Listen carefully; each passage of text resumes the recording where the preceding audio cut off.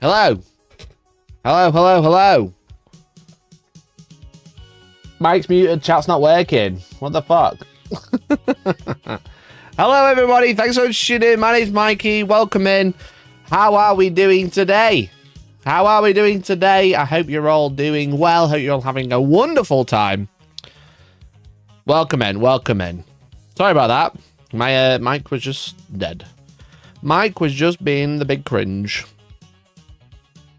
Now then. How are we doing today, chat? Is everything going well? Everything going good? I'm sorry I missed a stream the other day.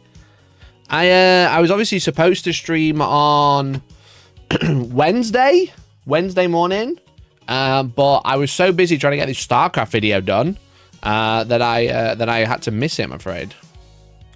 So,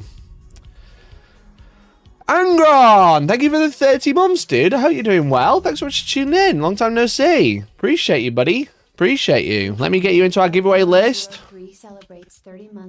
I hope you're doing well. We are giving away a defiler at the end of this month, so in about just shy of 2 weeks. What should we drink today? Should we drink lemon? Lemon brave. Lemon wise.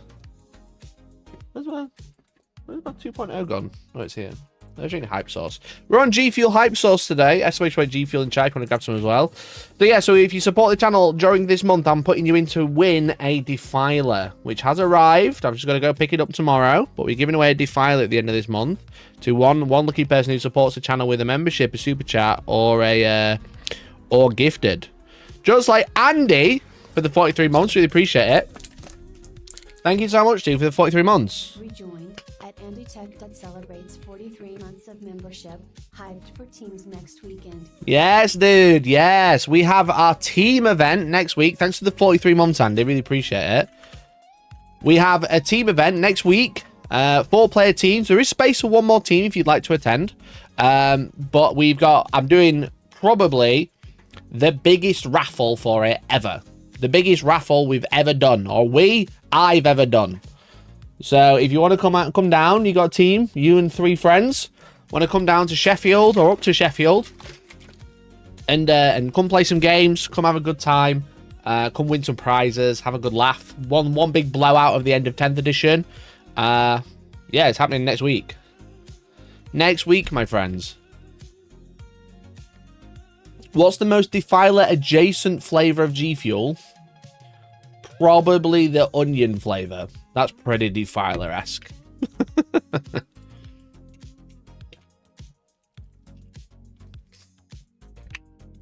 How's my ice melted already? I've literally just put it in. So, hello. Yeah, so sorry I couldn't stream on Wednesday.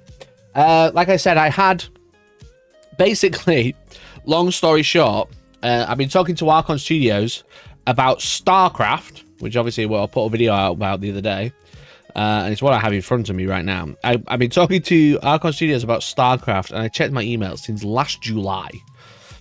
And somehow they still managed to send me the box really late. So you might have seen that I did a video the other day. And said fixing everything wrong with my Starcraft miniatures in 10 minutes, 1 hour, and 3 hours. Because we painted them up. We painted them up in 10 minutes, we painted them up in an hour, or 20 minutes, we painted up in an hour, and painted up in 3 hours. 3-hour result check. Spoilers. Damn, bruh. Damn, look at that Terran. Look at him. But basically, the problem was, whilst a really fun video, and the problem was, while the video idea was cool, but it was definitely not what I wanted to do. I had a little bit more grandiose plans. I still have some more grandiose plans for it. I just couldn't fit it in the video, you know, like I had a bigger plan for the video, then I started doing this video idea instead. And then I had to bring that back as well, just to get it out in time, because essentially, if you didn't know, if we use the link in the description, the game is going, not off sale, but the Founders Edition version of the game is going off sale in 5 hours. Okay, so you've got until basically midnight tonight to order the Founders version. That doesn't mean, oh, you can't buy the game anymore. What it means is these big bundles that they're doing, The Starcraft army bundles, if I put them in UK pounds, you can see the price. The Founders Edition of like all this, everything together for 500 quid. This box set, I think that might be everything. It's basically the Protoss version of the box, the Protoss starter set, and the Founders Edition of the big starter set with Zergs and Terrans is going off sale. The whole point of it is it's like a bundle pre-order, so it's like a lot cheaper than normal. So that will be disappearing as of tonight. So if you would like to grab it, then now's the time to grab it, basically. What are we saying? Last chance for Starcraft. So I thought we could do today. What we could do today is we could look at the new rules that Games Workshop have put out. They've obviously put out some new rules about charging. They've put out some data sheets as well. And then we'll go through that, because I think some of it's a bit funky. You know what I mean? Some of it's a bit funky, especially the charge phase stuff. I think it might lead to some more problems than it's actually going to be fixing. And then when we've talked about all the new rules, all the new data sheets and stuff like that, I actually played StarCraft at Adepticon, and I thought we could watch the demo if you want to, depending how long we're like talk about rules for and stuff like that. But I played it at Adepticon along with like looking at all the miniatures, so maybe we could like have a look at the demo that I played, so we can get like a real grasp of the rules without that really bad how to play video that they put out, which I didn't say to them to the face, which I probably should have done, but it was rough. So, is this pinned? It says pinned, but it's not showing at the top. That's a bit annoying. Bit annoying. So let me tell my Discord I've just gone live anyway. I just had a like fucking absolutely rammed week, chat. I hope your week's been good. Obviously, it's Friday now. It's Friday now, so we can have a little bit of a chill. But it feels like my week's just been absolutely... It's like blitzed, basically. So, how's your week been, chat? You done so much hobbying? You been doing much chilling? You been having a good time? Or has it been shit as well? Let me know. Live now, talking new rules for 40k. Do they actually suck? And have you read the new rules? Have you read the rules for the combat phase? I'm like in two minds. I'm not sure about it, to be honest. I'm a bit... Is it put out the word? Just a bit like, fuck's sake, this just sounds shit. Maybe I'm being a doomer about it. That could be also the case. I've not read it properly either, because I said I've been blitzed this week, so... I've barely done any hobby and just printed a ton of stuff. Nice, dude. Well, printing's fun. That's good. That's good. I saw that you printed a mount for the A1. I really need to do that. I really, really need to do that. My A1 is just gathering dust right now because it takes up so much space. And I need to find somewhere to put it. So mounting the filament on top would actually be really good.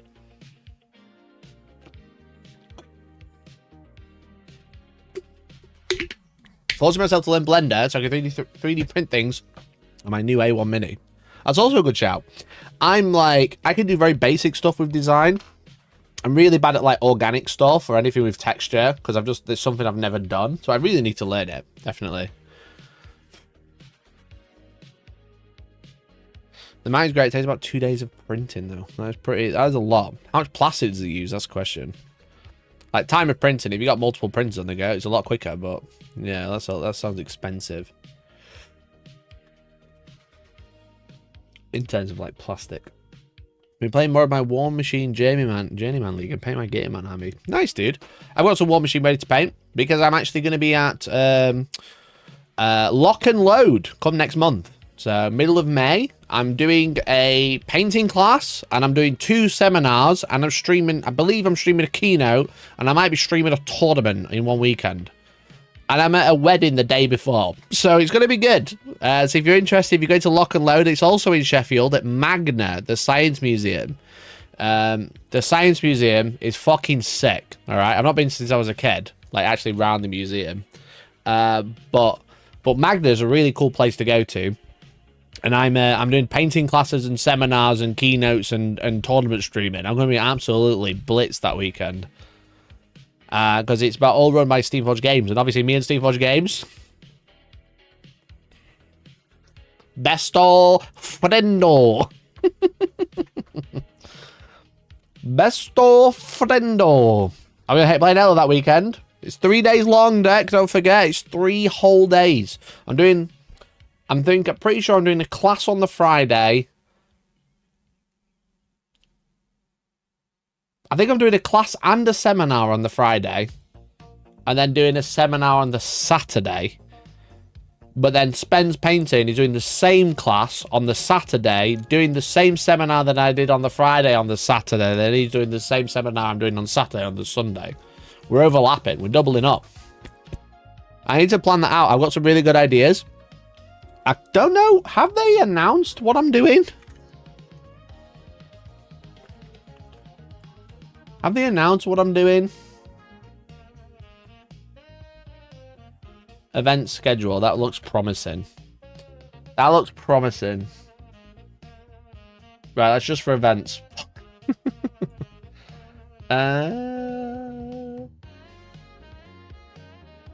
How do I think you have to book and then type in a password when you've bought your ticket.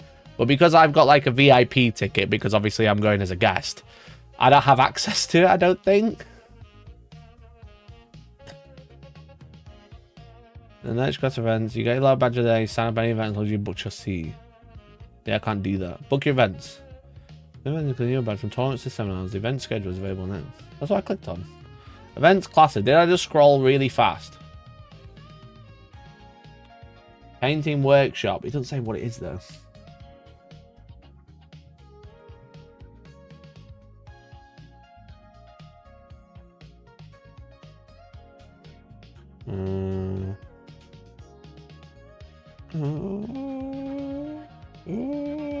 I'm in here somewhere. It just doesn't. I need like a detail where it's got. It tells me what I'm doing somewhere.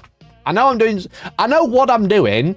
I just don't know if they've announced it, so I don't want to be like, I'm doing this on this day, and they go, that was for a big announcement, Mikey. You know. Unless you can book it through this, get tickets. Don't dox me, please.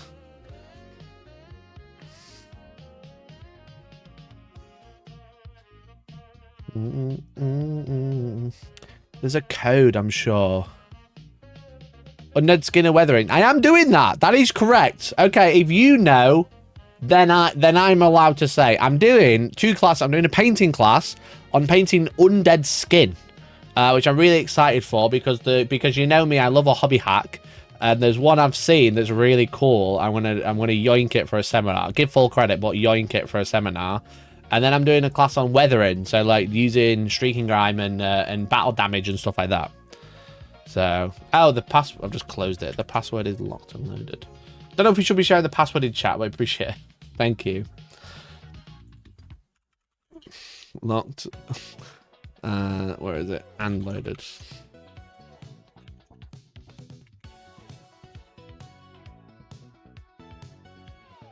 Unlocked. Ah, here we go. Here we go. We got Friday War Machine Frontlines, Blitz, Teams, Frontlines, Grand Narrative, Regional, State of the Iron Kingdom, Seminar. I'm not doing that. So Matt's doing the painting on Friday. I think I was wrong. Base and Undead Elf. I'm sure I'm doing Skin as well. Undead Skin. There we go. So I'm doing basing on an Undead Elf. Undead Skin with Hellstorm 4 till 5. So my first I'm doing. Wait. Okay, that's the class. I'm doing a basing class. Okay, so I'm doing a basing class. There we go. I remember. I'm doing a basing class and a seminar on how to paint undead skin. And then I'm doing weathering seminar. Oh my god, they've got me locked the fuck in on Friday. 2 till 3, 4 till 5, 5 till 6. I didn't realize they were that close, bro. Bro. They've got me locked in on Friday. What am I doing on Saturday? Watch it, it'll be nothing now. It's all on Friday. Okay, that's with Spencer. Undead Skin with Spencer. Weathering with Spencer. They've got him locked in as well, look. State of the United Kingdom's not me. Oh, they've not freed me up Saturday, so I can do the seminar, the keynote. The reveal stream. Allegedly, probably. Alright, so if you want to come along, I'm doing it all on Friday. Lock in. 3 hours with me. And it's all free as long as you attend the event.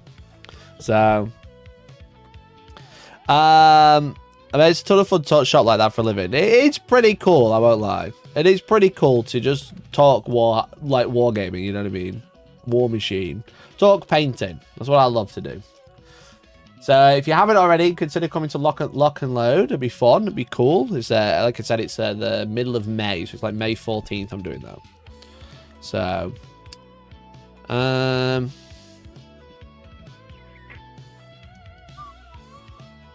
yeah, I'm glad it was in Instagram. Thanks, Dark Days, for the info. Appreciate it. So Games Workshop have shown off some new rules, right? That's where we're at. Games Workshop have shown off some new rules for 11th edition. Now, they've been showing off a little bit, and I'm going to say they've been received with a polite mixed bag. It's kind of like a mixed bag, but it's kind of like on the positive. Because what they've shown off stuff like, they've mentioned like terrain, they've mentioned missions, and some of that stuff has sounded pretty good. Most of it has sounded pretty all right, to be honest. I would say there's not really like complaints about the new rules in terms of like the missions. I think the terrain is probably like the one that's been most talked about, especially because like especially in my circles, because I'm obviously in groups with lots of other tournament organizers. And then the problem is everyone's trying to like get ready and like get these new bases ready for Games Workshop, and everyone's waiting what's WTC or UKTC are like wanking themselves off in the latest article about to see what they're doing. There's a lot of people that are like quite concerned about the hidden rule, but unless I'm missing something, I think that's pretty much the problem, right? You know, and I think a lot of people I've seen like, I'm going to say like 10 to 20 new content creators that are making rules of like making videos like this is how 11th edition will play, and then it's just them reading the article from the day. But they have shown off the new combat changes. Obviously, this is a few days ago, so apologies I'm late. But it says new 4K combat changes shake up the fighting in the new edition. Now, this one is the one where I'm really confused, I think. This is the one where it's like, not that I don't understand, I just don't think it's good. So it says a new edition of Warhammer 40k aims to tell the story of every game, and nothing's more dramatic than the brutal blade clashing, chainsaw revving, blood splattering carnage with close combat of the 41st millennium. None of that carnage is lost in the new edition. The phase is now faster and smoother than ever. Because we know that the thing is with Games Workshop is they know 40k has a few problems, right? People don't like pie plate objectives, then fuck them off, right? People don't like L-shaped ruins. They're trying to bin them off, but they're L-shaped ruins on a base, all right? So I think L-shaped ruins is definitely here to stay. And they don't like how long the game takes to play. The game takes far, far, far too long to play. 3 hours, right? I've been playing card games, okay? I've been playing a lot of Gundam the card game. If you've watched this channel for more than 30 seconds, you've heard me mention it, all right? And that game... like, I know it's a card game. One, I think it's making me a better 40k player just because of the thought process behind playing a card game is very interesting. And the way that you manage your units, because they're called units in this game, versus their units, versus their, like, instant spells, which are called, like, they're ironically called commands, compared to commands in 40k. I think it's making me a better 40k player because it's making me see the game in a very different light. But also it's so quick. And I know cards are very different. People don't care about card games a lot of the time. But 30 minutes versus 3 hours is fucking crazy. And I think that was one of probably the biggest pain points of Warhammer is like I was I was teaching demos to people at ChillCon, if you remember. I went to ChillCon a couple of weeks ago in Sheffield, another small convention, and I did demos there for 40k. I know, of all games, I was teaching people how to play Warhammer 40,000, and it'll stick with me. I don't know if I want to say who, just in case, but I was teaching a couple how to play 40k. Okay, we got combat patrol rules. It's Leviathan, so it's basically one side had the Terminators and a squad of Infernus Marines. No ballistas or anything like that. It's like basically the small combat patrols from Leviathan. It's like Terminator Captain, unit of Terminators, Librarian, and then like 5 Infernus Marines. And then the Tyranid side had like the Psychophage, the Winged Prime, the Termagaunts, the Barb Gaunts, and I think that was about it. And like the first person with the Space Marines was moving, and then I was like, right, okay, now it's your shooting phase, and they started to do their shooting phase. And the person, I'm stood next to the other person who's playing Tyranids, and they were just like, God, it takes a while, doesn't it? And I was like, we've been playing for like 3 minutes maybe. They've had one movement phase, and they've just shot one unit, and they're about to shoot the Terminators. I think they shot the Infernus Marines. You know, so it's like rolling 5 dice, rolling a bunch of hits, rolling a bunch of saves. They're like, oh, it takes quite a while, doesn't it? And I was like, bruh, this is a quarter, if not less, than a full-size game. I don't know if you realised, but it is not a lot. So I think that's one of Games Workshop's biggest pain points is just like, the game is really fucking slow. It's fun. I enjoy it. You know what I mean? I have a great time with it. But like on a Tuesday night when I go play Gundam, I can get like 5 games in. And then on a Thursday night when I play 40k, I got 1. That's it, you know? If it goes badly in turn 1, that's my entire night ruined. If it goes badly turn 1 in a Gundam game, I've got 4 more games to go, so who gives a fuck? You're teaching people how to go second? I truly was. It truly was, yeah. They really need to make Combat Patrol good. I am losing hope, but I'm hopeful for a good Combat Patrol edition, you know? Because that will be good. That will be good. If they make a Spearhead version of 40k, sorry, a 40k version of Spearhead for Combat Patrol, give it its own deck of cards, give it releases more than every fucking 12 months. Oh my god, they'll be just like rolling in more money. They'll be rolling in money on top of their rolling in money. Because I think it'll do so well. Because people don't want to play for 4 hours. At the same event, at the same convention, I was teaching... I'm just going to get mad to show me this. I was teaching someone to play 40k with their son. I was teaching a woman and their son. Okay?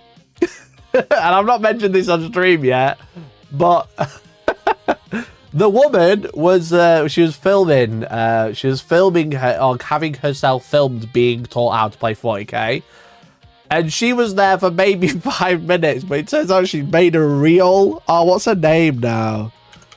What's her name now? It does Pokemon, or does games? I fucking can't remember her name now. What's her name? She let it real. And it didn't have me in it, but like the implications are it's me at the table teaching her how to play 40k, and it's just got a funny caption. I did well for it, to be fair. It's like 150,000 views, so I was like, fair play. But I commented on it, she didn't reply, so I didn't feel left out. I'm trying to look. Here it is. I think the music got muted. There we go. It's Play with Rebecca. Who says, when you flirted a little too hard and now he's teaching you how to play 40k. Chat, they're my models. They're my blood ravens. I'm teaching her how to play 40k. And then I left a comment and she didn't reply. Goddamn. Goddamn. Pine at my own demo game. That was me. Yeah, bro, they're my blood ravens. They're my Marines. Look, they're what Nick painted. That was me, yeah. Anyway, yeah, so bollocks to you. You know what I mean? You know? I taught her how to play 4K, can't even get a reply on Instagram.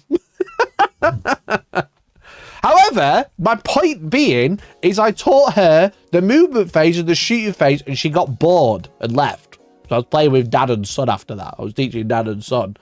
And the kid was like, you know, he's like a young lad. And he was like fucking, you know, prime TikTok brain rot age. He lasted like a turn and then that was it. He'd had enough. You know what I mean? I'm like, fuck, how can I, like, it's not my job to do that, but like, how do you get people to, I guess it was kind of my job because I'm teaching demos. How do you get people to stay engaged for more than like 10 minutes? Because this game's slow as fuck, you know?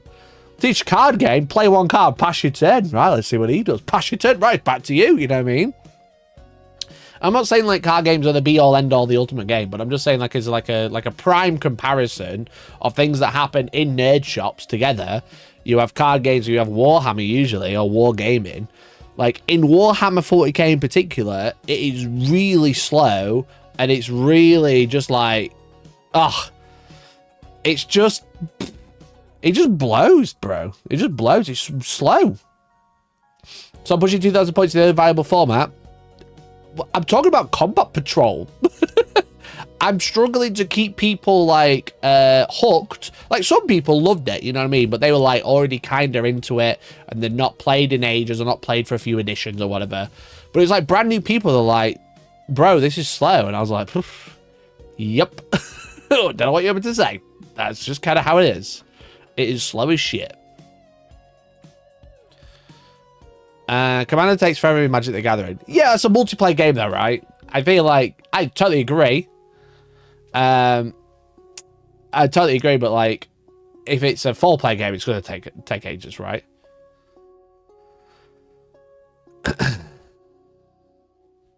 The general question. No, it is obviously in general a problem, but I'm saying if you can't even grip people at combat patrol level, what hope do we have of gripping people in 2,000 points, you know?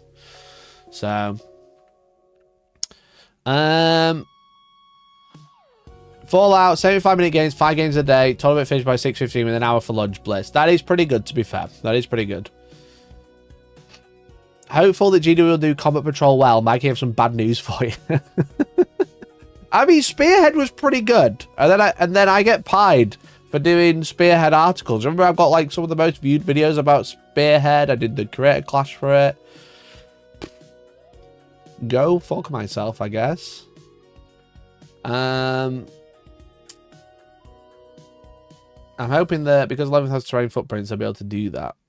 These rectangles maps of ruins, use your imagination. I think I missed the reference. But yeah, sure. Alternate activation. Alternate activation could work. Could work. But they're just like the scale of things is going to be so drastic, right?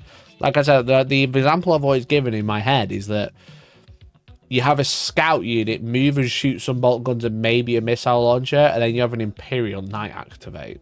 You know, I don't know how they're going to be able to balance that with alternate activations.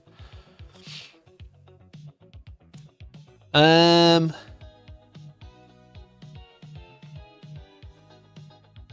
other combat troll is it doesn't sell new models. I mean, it sells models. That's just what they kind of want to do, you know. How long does the Gundam Assemble or whatever the miniature game is called take? Well, it's not out yet, but around an hour. You know, but you only have 6 models. You know, it's going to take 45 minutes to an hour probably to play.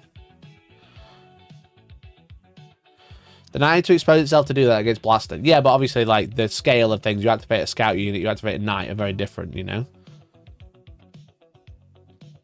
Now, Starcraft does alternate activation. That seems to work pretty well, but we're at a very limited number of units and very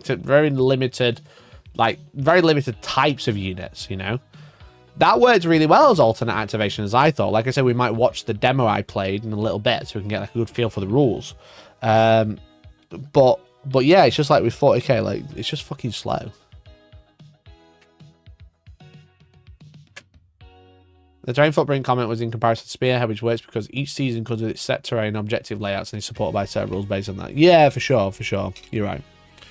You're right. But yeah, they just need to support it more than every 12 months and just going, here's like a wall and a pack of cards. That's what they need to do.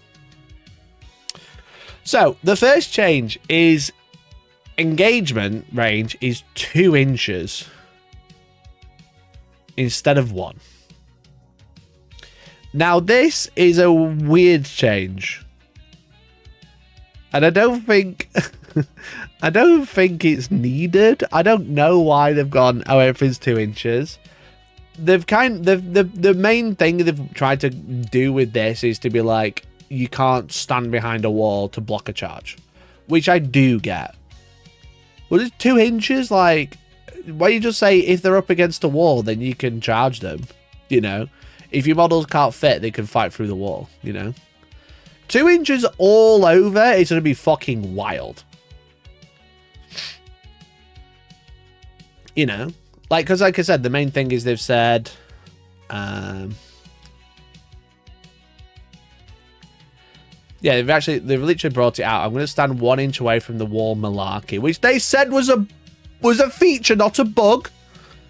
I was told by Mike Brandt that it was a feature, not a bug, to have models stand off the wall so they can't be charged.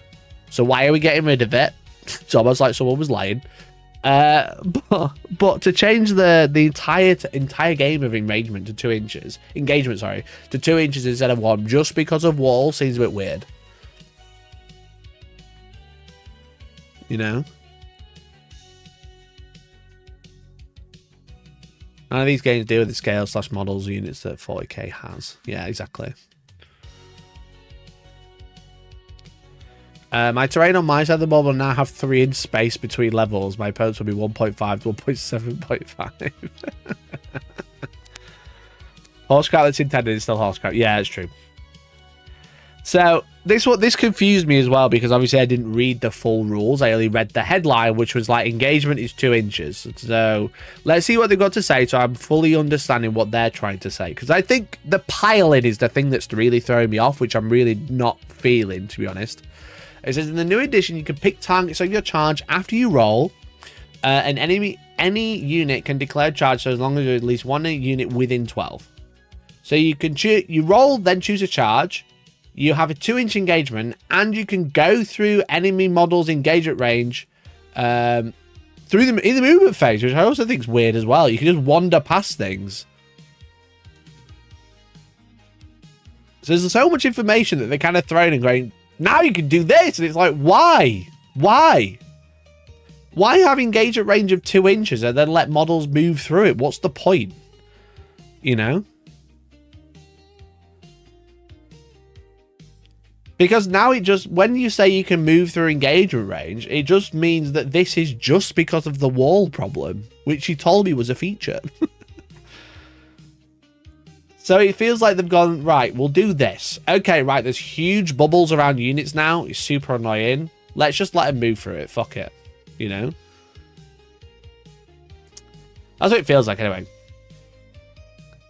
It definitely seems like fixing one problem and creating 2. Yeah, that's what I think. This is tend to be far fewer totally failed charges or units left standing around in the open. Where, particularly if you're smart and position your unit to have multiple potential options depending on what you roll, including not charging at all if you prefer. So we've got the full rules. We've got 11.04, which is going to be showing that rules are going to have numbers just like Age of Sigmar, which I think is going to be good for finding rules. I don't think it makes rules look really messy. Maybe that's just me. So it says maximum distance charge roll eligible if your unit declared charge this phase. Your unit moves are described in moving. Before moving, select one or more units that are within 12 inches of your unit and within the maximum distance of your unit to the end of this move. Each of those units is a charge target. While moving, each model must end its move closer to one or more charge targets. Each one that can end its move within 1 inches of one or more charge targets must do so.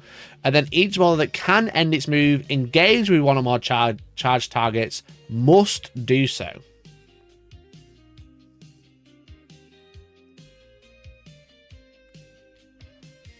Index rules are best rules. I read legal documents in lieu of conventional porn these days. Nice, Bruce. Good to have you. Good to have you part of the community. Welcome to Hellstormwargaming. After moving, your unit must be engaged with all of the charge targets.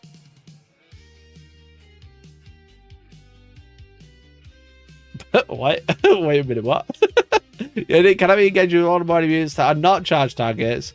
Is it enough to each one of your units has the fight first ability? Where does it say if you roll? Where do you roll on this? Have you already rolled when you make the charge move? Is that what you're trying to say?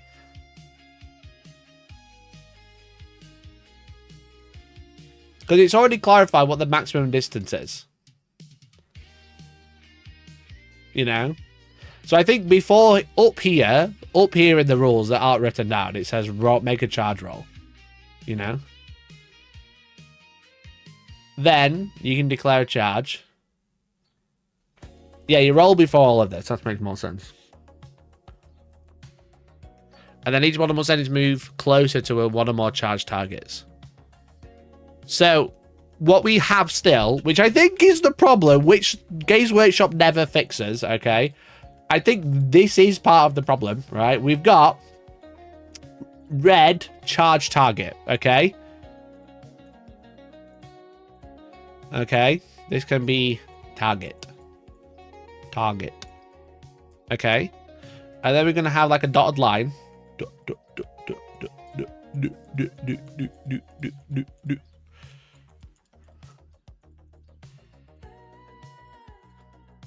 Right, and then that's the engagement range. ER, you know, like the show. ER. If I'm charging, right, and I'm over here. I'm gonna have to draw this more manually, but if I'm like over here, you know, it says roll the charge, then select the charge target. So now we've rolled the charge and we've selected our charge target, and there's another unit over here. Let's say there's another unit over here. Okay, hear me out, and they have an engagement range. Okay, you know, something like that. That's 2 inches in the model. You catch my drift, okay? Even though that last one, that was awful. Select one of my units within 12 inches and within the maximum distance of your unit. Until the end of this move, each of those enemies is a charge target. It doesn't say select every unit within your maximum distance. It says choose one or more. So I'm going to choose red, ignore green. You know? Okay. Scroll down. No, I don't think you're going to be listening to what I'm saying. I'm looking at a bit more deep, okay? I understand the basics of the charge roll. I'm already talking about how you can manipulate it already. So each model must end its move closer to one or more charge targets. Each model that can end within 1 inches of one or more of your charge targets must do so, and it must end its move engage with one or more charge targets if you can.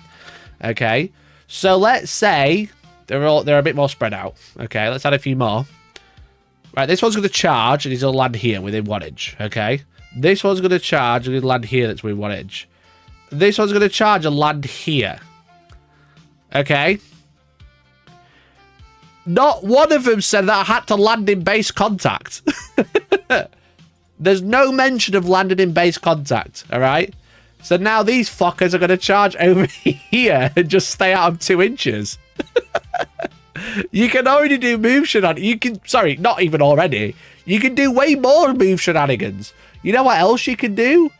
Is you can just go, oh, they can't actually make 2 inches. I'm just going to leave a line back here. I don't have to go the full distance anymore. As long as you can't get within 1 inch, and if you can't reach the 2 inch engagement, which is obviously a lot bigger, but if you can't reach this, you can go wherever the fuck you want. You can go over here if you want. You know? If you get a really big charge, but you can't quite fit, you know, let's say you can't fit here because there's like a wall. You know, let's say there's a wall here, like so. There's a little bit thicker, so that's all blocked off. Yeah, my yellow unit, right, those three can fit there. Right, the other ones at the back, they're going to charge around here. You can fucking... Let's say there's an objective here. You know? As long as this distance and this distance is less than, whichever way that is. This one can charge all the way over here. As long as it stays in engagement range, obviously. Coherency. Like in Age of Sigmar, you only have to end closer. So as long as this distance, and you end less than or more than 0.00000 infinite to it until there's a 1, can fucking fly all the way over here if it wants to. As long as that distance there was now is slightly shorter. This is starting to feel like AOS 3 shenanigans. It's exactly what it is. Does that make sense? Is what I'm saying making sense, chat? You know? Like, you have to end with the engagement range if possible. If you can't, and also, it says you just have to end within 1 inch if possible. Okay? Oh, ignore that. Ignore that. So what if you've got some fucking massive bases? All right, let me put my wall back in. That's just blocking that bit off so we can't get there. You know? What if you got some fucking massive bases and you just go, well, I don't have to touch 1 inch, but I'll go like here. Oh, you can't fit now. He can go there. He can go there. And I didn't declare this as my charge target. Yeah, fuck it. Right, the rest of them over here now. Yeah, fuck it. Can't reach. Can't reach because I can go for engagement range there, but I can't fit without hitting the model. You know? I can't fit through there because, look, my base doesn't fit because I'm actually overlapping the model. Can go within 2, but I can't overlap. You know? All I have to do is end closer. As long as this distance is closer, that distance is closer. So there's going to be some real charge jank. Definitely. Charge jank. 100p. As long as you can't get within 2, you could go all the way around here, maybe. I can't land. I can land my full distance. I can't land here. But as long as I end closer, I can't fit there. And I can't go through here. And I can't go through there because that's not a charge target. But I've rolled 35. Alright? So I can't go here. Can't go here. I could go all the way around here and end up here. But I could also go all the way around here and roll there. You know? In your example, can't the Batgirls get into engagement range between the green and the red? Well, no, because they can't choose them because they didn't select them as a charge target. They didn't declare them as the charge target after they rolled. Select 1 or more, move within maximum distance, then the charge makes a charge target. Each model must end its closest to 1 or more charge targets. Each model that can end within 1. Each model that can end its moved. Each model that it can end its move engaged with 1 or more charge targets must do so. Your unit must be engaged with all the charge targets. Your unit cannot be engaged with 1 or more units that are not charge targets. It says select 1 or more. So you don't have to select green. I'm just choosing not to select green.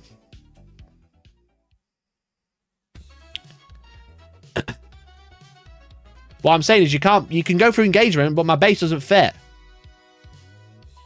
Doesn't fit. Can't go through there, doesn't fit.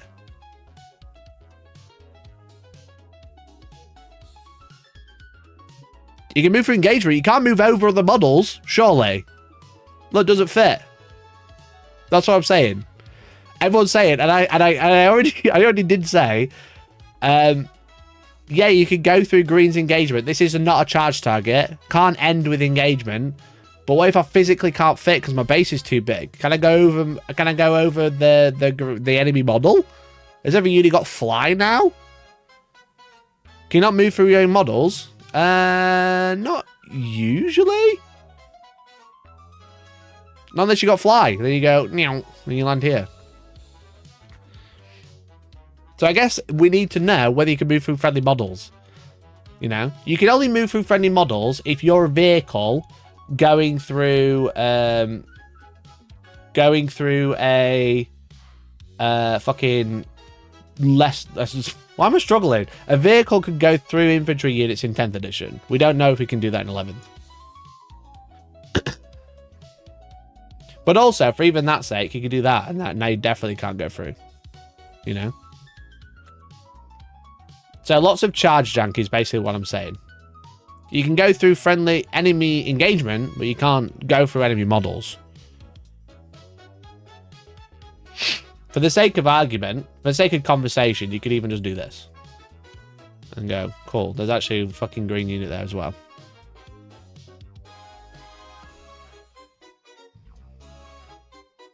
You move through your models currently, both green vehicles and monsters can't move through each other. Fair, okay. For argument's sake, we'll put a green guy there.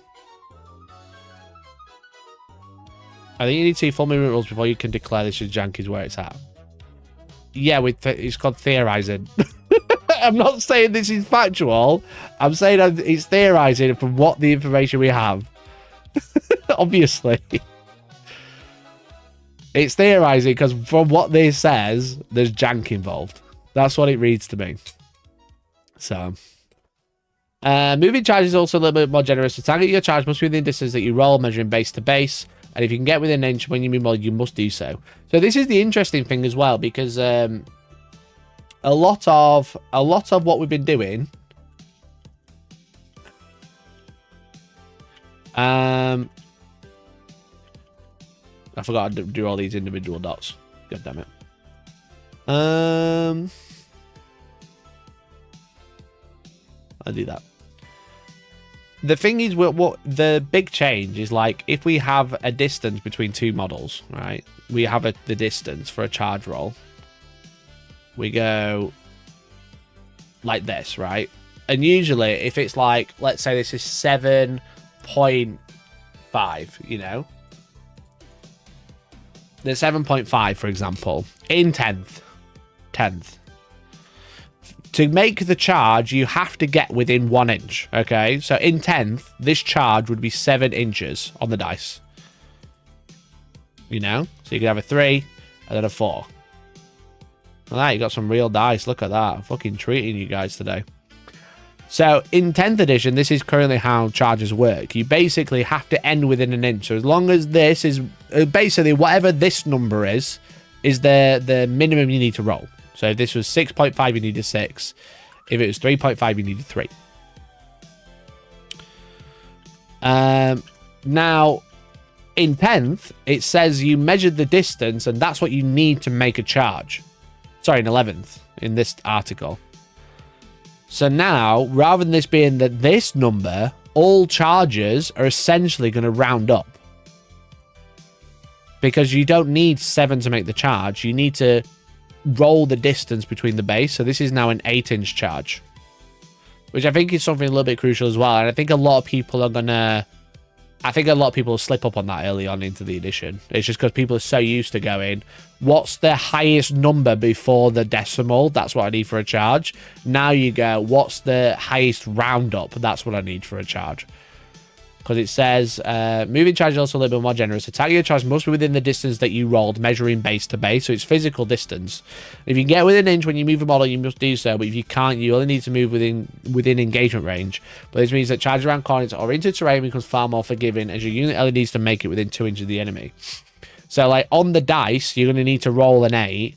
But when you actually come to move, you'd only need to actually move 7,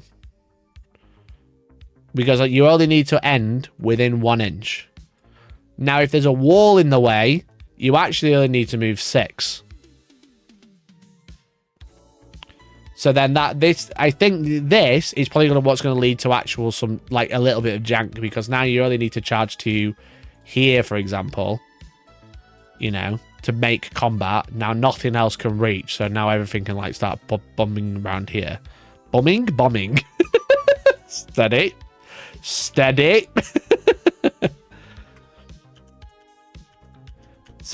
it's definitely an interesting one. That's what I'm saying. Like I said, I think this is where jank is probably definitely going to come in. And I might be wrong. They might say something that completely changes it. But if this is what they're showcasing for the rules, this is all I can work with, you know. I could see it and say, we could wait until June, but also I'll just end the stream because I've nothing to talk about, chat. You know, we've already got people say that the game's dead because of hidden, and I'm like, they've kind of showed off the charge move, and it sounds janky, and I'm getting bollocks for it.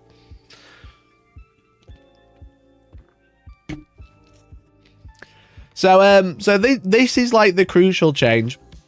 I think this is one that's going to like definitely affect most games, but I think, like I said, I think there's jank here. I definitely think there's jank. Talk about Gundam. Yeah, literally. What the fuck are we doing?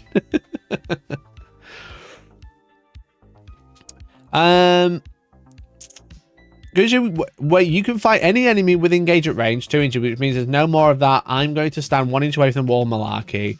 Terrain can still limit how many models can get to fight, but it will rarely mean that unit fails to charge because the enemy is positioned a line of troopers on the other side of the barricade. So they've basically said that you can fight an enemy with engagement range. I believe that probably refers to models being selected, even though then they kind of talk about something else. This is going to be the problem as well. It's like we're kind of getting like drib drabs of rules, but then the article is written by someone who doesn't write the rules. So we have to be like wary about what the article says. Like the screenshot, I'm a bit more believing because obviously this is a screenshot from the rule book, you know, or like a PDF of our version of the rule book, just like those terrain things are completely wrong. But when we're talking about this, it's all this is all theory because it's not written by a rules writer. So it says blue unit declares a charge roll, generates a maximum distance of 7. Unit A is within distance, so it can select as a charge target, but the blue unit would not be able to end its charge move engaged while this unit after moving around the intervening terrain features. So it can't make its way around there. The unit is more than 7 from the charger target, so it cannot be selected as charge target, even though that charger unit could end its charge move within 2 inches of this unit. So that would be they're 9 inches away, or within 9. These units are both within 7, so can be selected as charge targets. The charge unit can end its charge move engaged with all its charge targets, so this move can be made. It says anything with 2 inches can fight in the article. Yeah, but like I said, it says crucially you can fight any enemy unit with engagement range. I don't say models can fight, and then it says this behind the wall. This is to do with this reference is to do with charging. You know? Yeah, this is to do with charging. This is to do with fighting. So I'm a bit unsure. I don't know if the new City of Ash is always in stock or once it's sold, it's gone. Thanks. No idea, mate. No idea. I'd order it sooner rather than later, mate. Another key change is the ingress moves, which covers all types of special deployment like deep strike and other ways of moving in from strategic reserve. Now you set up more than 8 inches away from enemy models rather than the current 9. So this is the funny one because I've made engagement range 2 inches. If you deep struck up 9 inches away, you need a 10 on the charge. You know, like we've just discussed here. If this is if you deep strike. And don't forget, you have to be more than 9 inches away when you deep strike currently. So you are technically 9.000 recurring 1. So the charge range would be 10.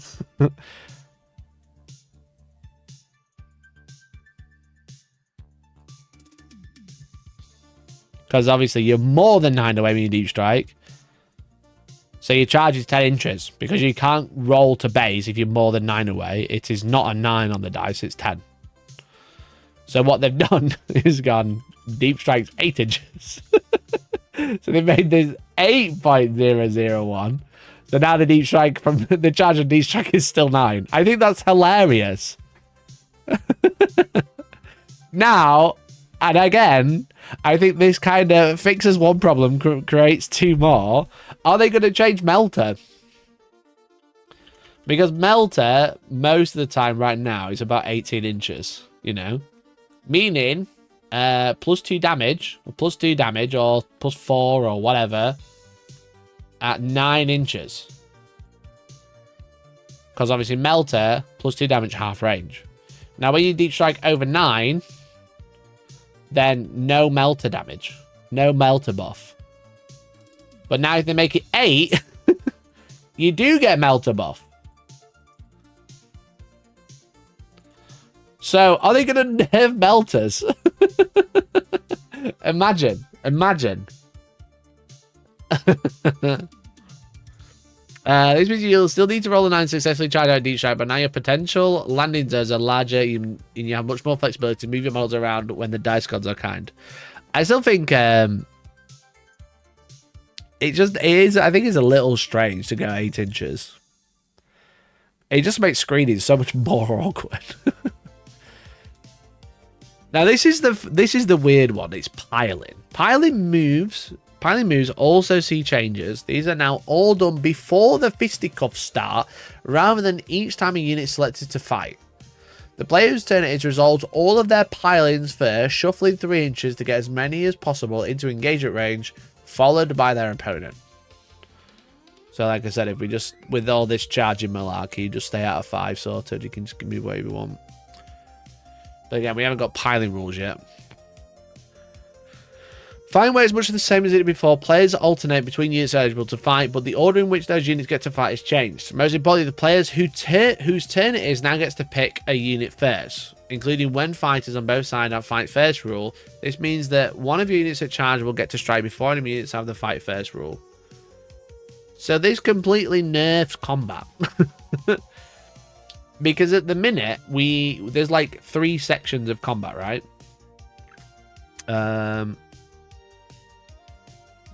There's 3 sections of combat. There's fight first, first. And then you have neutral, let's call it. I don't think they actually call it anything, but let's call it neutral. Don't know what happened there. And then we have last, or fight last. So there's like 3 rounds of combat where all your units sit in these little boxes, okay? And currently, it's the opponent chooses. Opponent gets the first one. No matter what box you're in, you essentially run through 3 steps. You go, right, okay, do you have fight first, Mr. Opponent? Because it's my turn. And then you go up again, etc.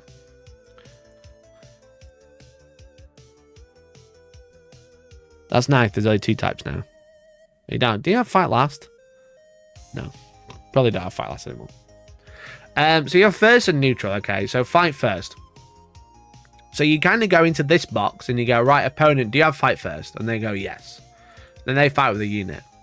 Then you go, well, I charge. So these have fight first and I fight with a unit. And then you go, opponent, do you have any units? No. Okay, cool. Just me then. Just you over and over, etc. And then you move on to neutral. You have the opponent to choose first. Now, what this does, it kind of nerfs combat units and makes them better at the same time. Because it says it works much as the same it did, but you've changed who the person whose turn it is now gets to fight first. So what can happen in the current game in 10th edition is that you charge, okay, you kill it, like half kill a unit. Until you play a lot of combat armies. I just forgot there's not fight last. It doesn't matter, does it? It's the same. The principle's the same, bro. It would, if there was fight last, which there isn't, it would work like this. You charge, okay. You get fight first. They don't have fight first. And then they get their unit and etc. Then, if they get battle shot, they might not want to fall back. If they've got a unit that can shoot, they might not want to fall back, etc. But the risk they take if they stay in combat, then you would get the first swing because it's no longer your turn.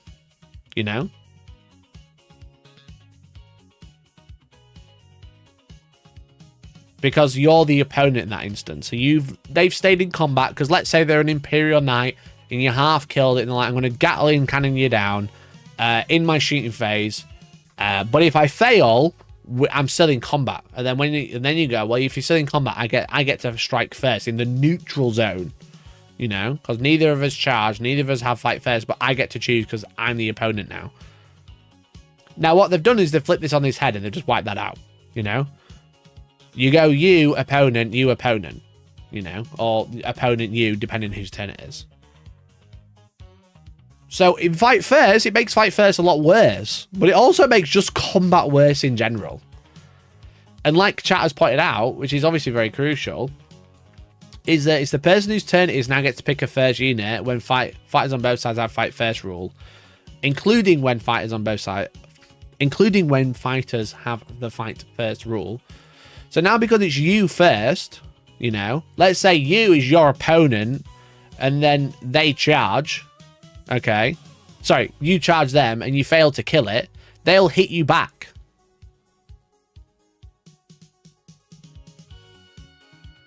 Then their turn starts and they can stay in combat because they get to hit you first. So if you fail to kill in your turn, you get hit twice. Which feels really, really dumb.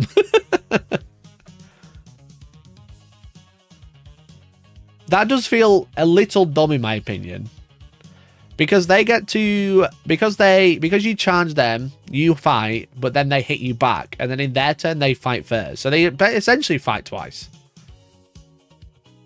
If they're a combat unit that you're trying to kill, you know, you're like, fuck it, I'm going to throw my unit in because I'm going to try and kill it. Fuck, I whiffed. They're really scary. Not only do they fight me now, they fight again. Don't get me wrong, fight first is really strong. I just think it should be really limited because the whole point of fight first is that they're just faster. They're better in combat than you, so they get to go first. And I've always thought like fight first is such a really, really strong move. But I think it's just like, I think it should be very few and far between, rather than nerfing the entire combat phase where if you whiff, you've like literally fucked it. You know? Makes fight on death compulsory. Yeah, fight on death is going to be compulsory because it's just like your units. Probably if you fail to kill somebody in combat and they're fairly good in combat, they're probably going to wipe you. As someone playing armies that don't really get fight first abilities, I'm not upset by this change. But it is going to affect you. Not even just like the defensiveness of fight first, because that's what's getting nerfed. You know? Like I said, if you charge a unit with like the Sacrosancts, you know, and you fail to kill it, they get to hit you twice before you get a turn. Bring back initiative. Yeah, I mean, they could bring back initiative, but they kind of left that in heresy for a reason. You know? They didn't get rid of initiative in 40k because it was cooler or better. Well, they probably did think that at the time. But now they're trying to make the game different.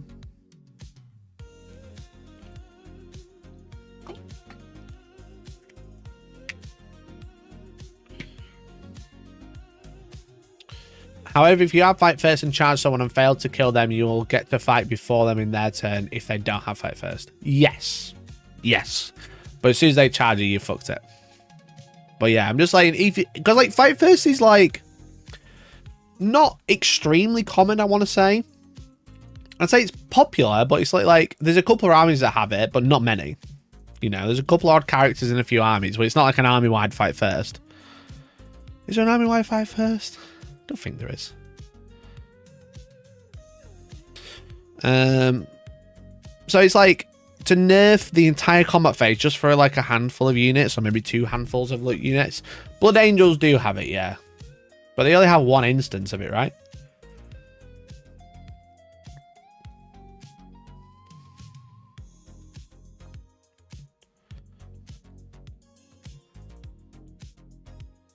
So, yeah, it just seems weird.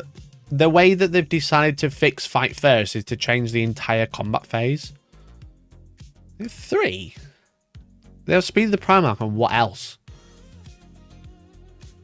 Every Marine army has it. I don't think so. Am I missing a character that gives out fight first? I suppose a Judicia. Well, I haven't used a Judicia in years, so. Mephiston, I suppose. So Judicia, speed of the Primarch, and Mephiston. Fair enough. Fair enough. Got me there, chap. Sanguinor. Yeah, I suppose. That's 4. Fuck. Does Slanesh Demons get fight first somewhere? I think that's like the one army that I would say they have fight first. I think everybody has fight first in that army.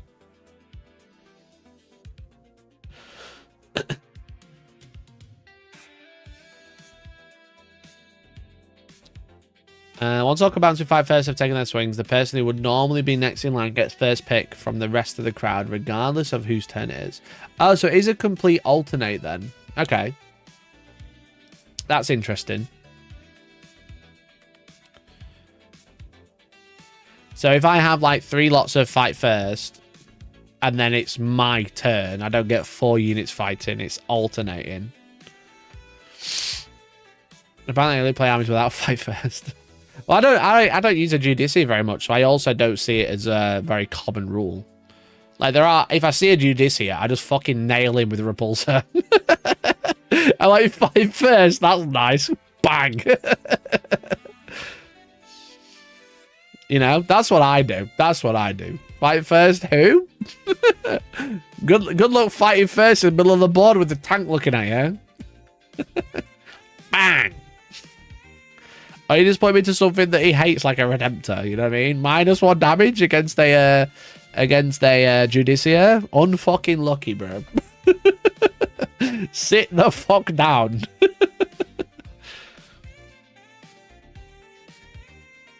Judici, do you think they'll be a support character? Probably. They're like baby chaplains, aren't they? Players alternate selecting units. Fight first units must be selected for any other eligible units.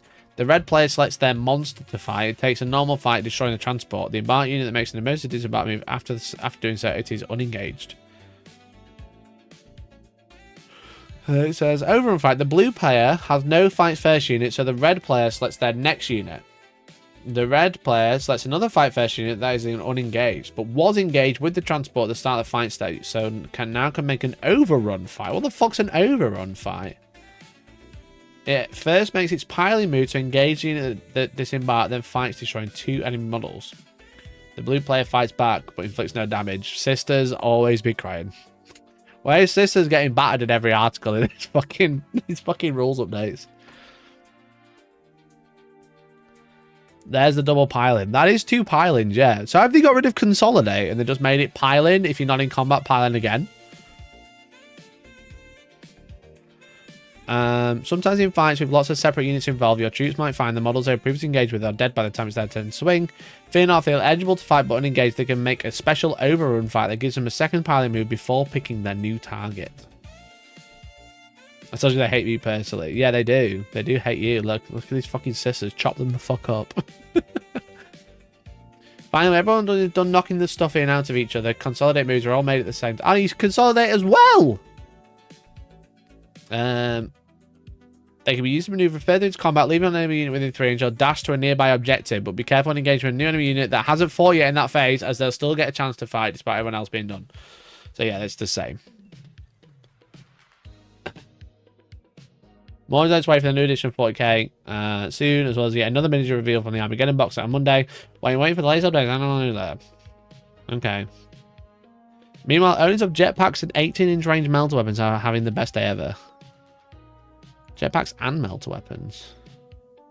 Oh, okay. Cool. And if you're crafty, you can engage your range of units that weren't the target you're charged while piling in.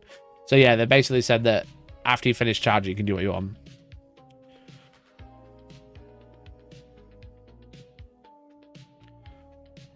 Theoretically, you could do something like overrun fights or at -1 weapon skills to make it slightly less effective.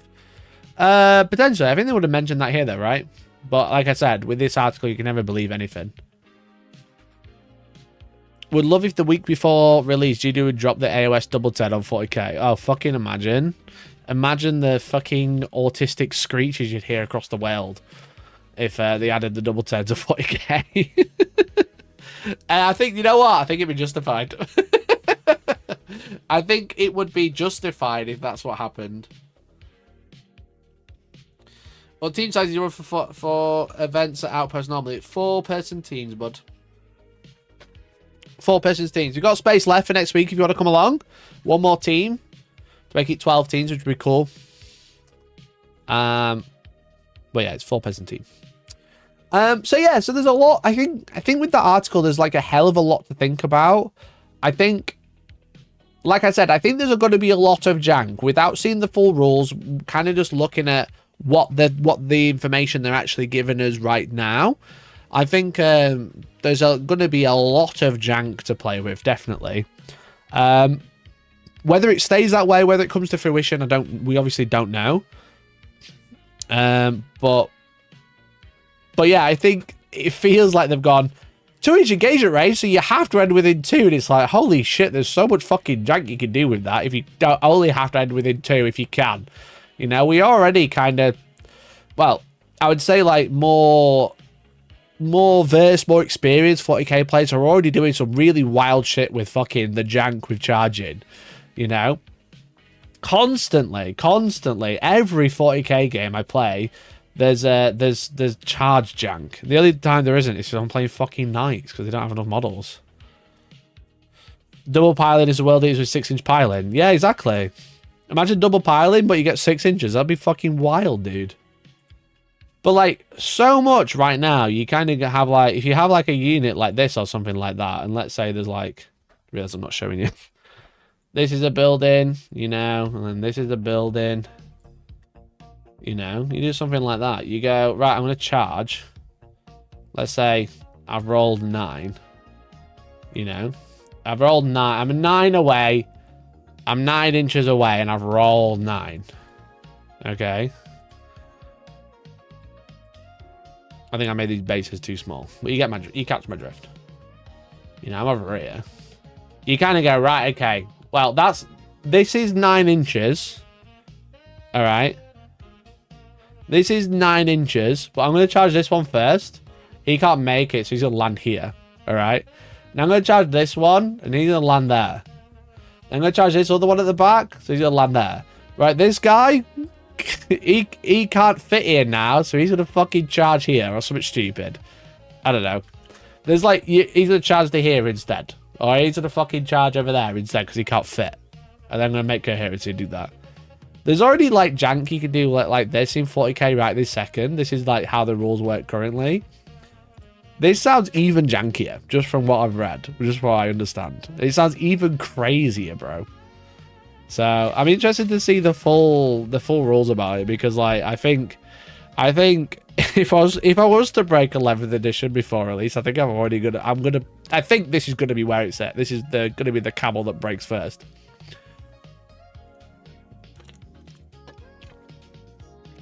If the 40k rules are a camel, the charge phase are the straws. You know? So yeah. Definitely interesting though. Definitely interesting. Just very, very, like I said, a lot of speculation right now, for sure. But yeah, I think a Judici will definitely be a support character, Nick. Like, what else would it be? It won't be a main character. It's always been a support character, even like just like theoretically. They've also shown off the guard rules. This was today. Today they've shown off the guard rules. Today they've dropped all the rules for the. Oh no, this is the Inquisitor. Was it yesterday? The guard rules. Let's do the Inquisitor first. There's been a busy week of the 40k rules reveals to gear up for the release of Armageddon, the return of Yarick. Is that the first time we got the full name for it? I can't remember. Today we're looking at the Intransia Fray of the Adeptus Sororitas, the Imperial Agent Inquisitor Croyle. All good commanders know an elevated position is the best place for which to lead your army, and both these characters are taking their own strange, deadly march to the battlefield. It is funny that fucking Pete the Wargamer made new Inquisitor Karamazov, and then they brought one out.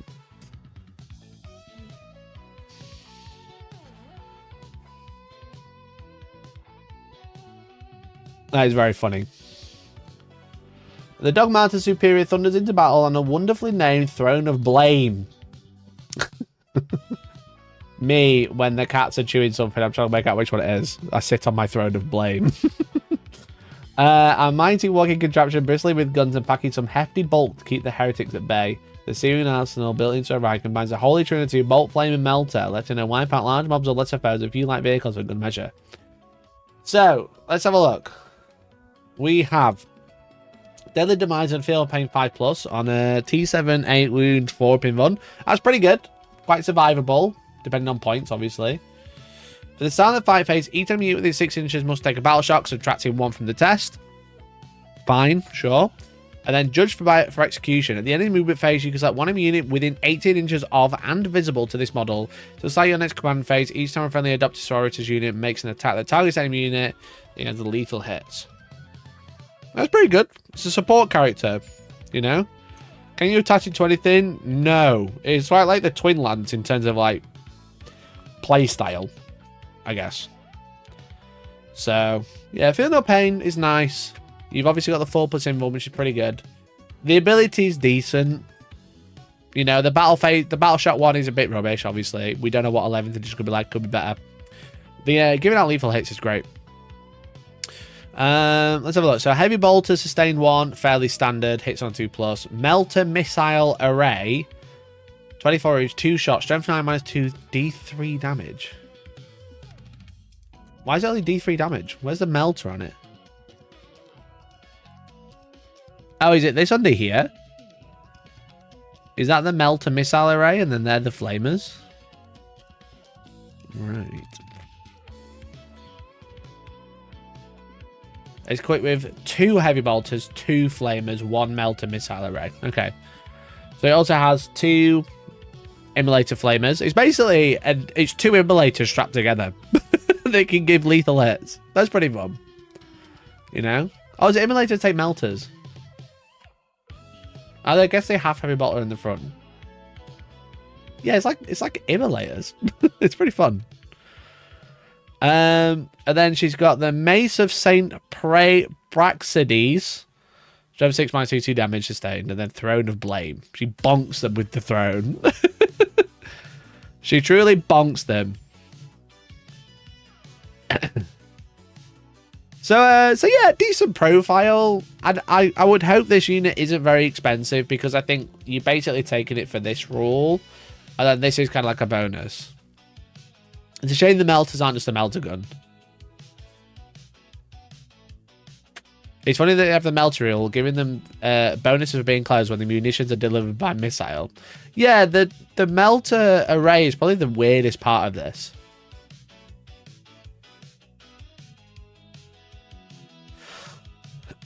Shouldn't the melter go off when the missile hits? Yeah. Yeah, it's a what's a melter missile? You know what I mean? Doesn't mean anything. I guess they kind of just went and, you know, they made the model. They were like, how do we strap a melter onto this, you know? Fuck it, those missiles will be it instead. It's like the hammer strike rockets. Yeah, it's true. Are they similar to... what's her name? Val's rockets? Because she has rockets as well, right?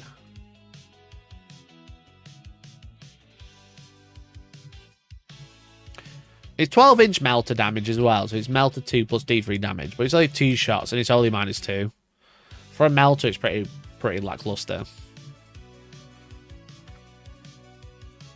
So it's all right. It's fine.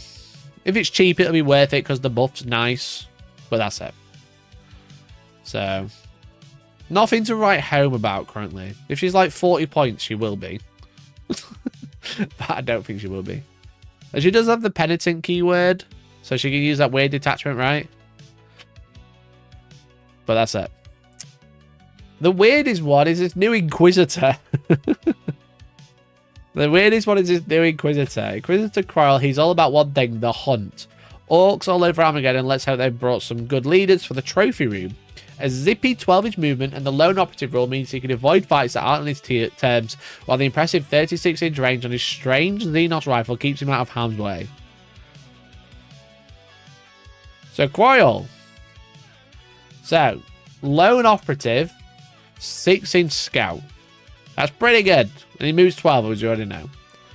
4 invuln, move 12, T4, 6 wounds. Fine, you know. On my signal fire, after this unit is shot, select one enemy unit hit by those attacks. Until the end of the phase, each time an Agent's Imperium or Imperium inventory battle line model for your army makes an attack that targets the enemy unit, you can reroll the hit roll. So that's a pretty decent rule. Obviously, if you're taking it in Imperial Agents, there's quite a lot that's going to benefit from that. And then just any battle line unit is pretty nice. So you've obviously got like your intercessors, for example. You've also got your sister squads. You've also got your Grey Knight Strike Marines, for example. There's just like quite a lot. This is Deathwatch. What other good infantry shooting do we have? That's about it. I think that's about it. But yeah, infantry battle line is it's a good custodian guard, of course. How could I forget custodian guard? You know, how could I forget custodian guard? It's double shooting with I mean, do they need reroll hits though? Every single guard battle line getting rerolls to hit. Yeah, the fucking Cadians, Krieg, Catachans, etc. The funny rule is the Tox Cycler. So he's got the Tox Cycler, which is the Jindari Tox Cycler, which is his sniper rifle. Anti-monster 2+, heavy precision, strength 6, -2, 2 damage. If he hits, it goes up in strength and damage. Damage gets capped at 6. So if he hits once with it, it goes to strength 8, -2, 4 damage. If it hits twice, it goes to strength 10, -2, 6 damage. If it hits 3 times, it goes to strength 12, -2, 6 damage. If it hits it again, it's strength 14. Now, the crucial thing is anti-monster 2+. So, who gives a fuck what strength it is? It's fucking... It's precision, -2, fucking flat 6 damage after 2 turns. This is crazy, dude. What a wild fucking shooting profile.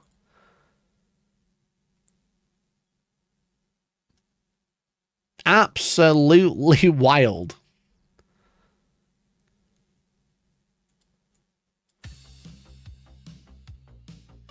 Heavy at BS2 is also funny. Yeah, so essentially if he stands still, he ignores -1. You know, ignores terrain.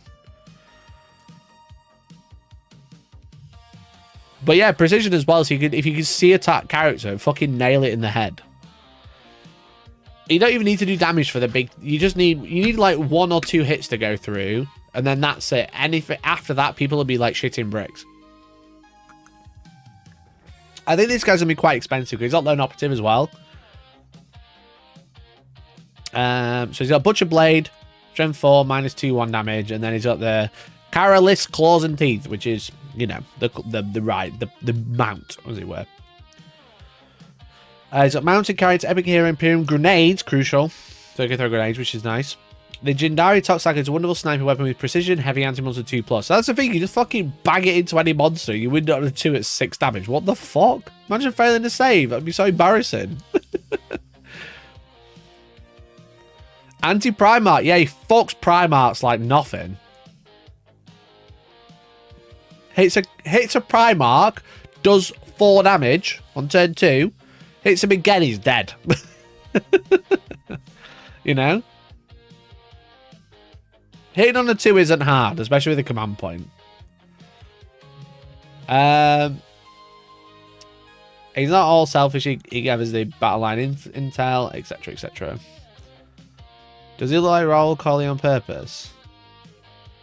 You know, like that unconscious bias thing? Maybe I think that's what's happening. I think that might be what's happening, bro. That's the last of years for real this time. So that all that remains is pick up your favorite when they go up on pre-order soon. Go back on Monday, we're taking first look at the new detachers for Armageddon, Return of Yarick. Doesn't have to deal damage. Yeah, he only has to hit on a 2+ for more damage, which is fucking dumb. He's such a dumb profile. If he's the same points as the Vindicator, I can see him in every list. It's extra wounds and the nice invuln, you know. He doesn't have stealth, but fuck me. What a cool model with a fucking dumb sniper. I'm trying to think what else has monster other than Primarchs. The entirety of the Tyranid range. A bunch of orks. What else has monster? What weird things has the monster keyword?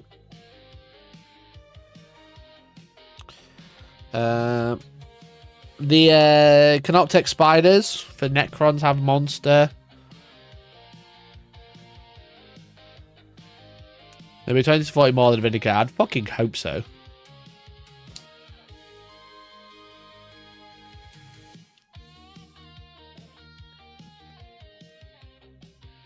I'm sure that Gaz doesn't have it. Gaz used to have monster, right?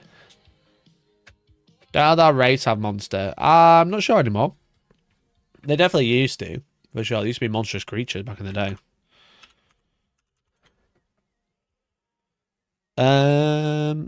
I'll check Eldari. Let's check Wraith stuff.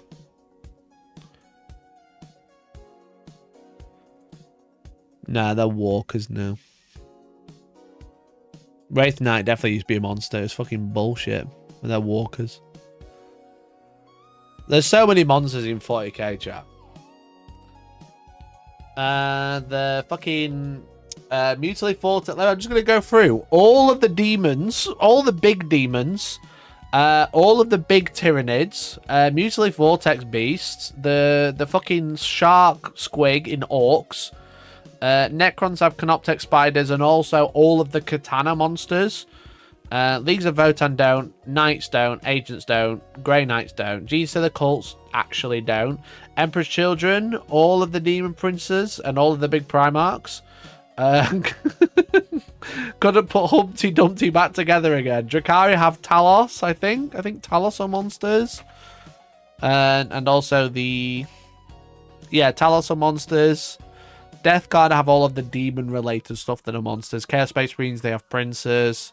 Astra Militarum don't. Admet don't. Custodians don't. Sisters don't, as far as I'm aware. And then Marines have Primarchs. So, yeah, he's gonna absolutely fuck them.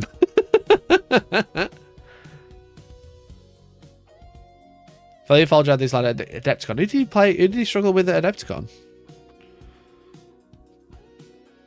Anti-Catan for every Imperial army. Yeah, you're doing minimum 5 damage to a Catan after 2 turns. You know? And it's wounded on a 2. It'd be a fortune to take as an ally. I kind of hope so. It's a really good deck profile. I don't think every Imperial army needs someone who's banging 6 damage with their lone operative everywhere. If they don't have any monsters, he's got Scout 6. Just go grab an objective and just pop something for free. Fuck it. So yeah, so the sister one, a little bit less exciting. Inquisitor Croyle, absolutely nuts. Absolutely nuts. Again, points depending. Fucking crazy, dude. Crazy. Now, yesterday, my friends, Guard had a bunch of reveals as well. Guard had a bunch of reveals. They had all of their vehicle rules shown off. So it says, Astra Militarum rules reveal Commissar Graves and new vehicles. So Commissar Graves is obviously the new Inquisitor on ATV truck. You know. Now, it's an officer, so it can issue order to 1 regiment or squadron. It can only issue the move duty on infixed bayonets orders. So it's limited to what it can order. Move 12, toughness 8, 3 plus 4 plus invuln, 12 wounds. So it's like the invuln on the vehicle is pretty good, because that's usually what you're missing. It's obviously only toughness 8, but the invuln's going to make it really tough to deal with. So it says, in your movement phase, each time friendly Astra Militarum regiment unit disembarks from a transport unit that is within 6 inches of this model. After that unit has been set up, this model can issue 1 order to that regiment unit, regardless of how many orders this model has already issued. So it's just banging out orders no matter what. This is fucking absolutely crazy good. And it says, brutal disciplinarian. Once per turn at the start of any phase, you can select 1 friendly Astra Militarum infantry unit. And it's battle shots with 24 inches. If you do, it's no longer battle shot. So you pop 1 in the head, and it's no longer battle shot, which is pretty fun. And then it has wargaming abilities, which is the weirdest place to put it. But each time this unit enters charge, you can select 1 unit within engagement range and roll a d6. On 2, 3, d3 mortal wounds. On a 4, 5, they take 3, and on a 6, it takes d3 plus 3. So you just fucking absolutely charge it in. Tank shock and a quill and prow. You can do fucking 12 mortal wounds on the charge with this thing. Like, if you charge him with Commissar Graves, fucking hilarious, 1. 2, I don't think you should. But 3, it's actually alright in combat because it's got, like I said, up to 12 mortal wounds on the charge with tank shock. You've got the power sword, which is 6-2-2, which is a decent profile. And then you've got another 13 attacks. You got another 13 attacks, bro. It truly is the meme of drive me closer so I can hit them with my sword, and it's actually a good idea.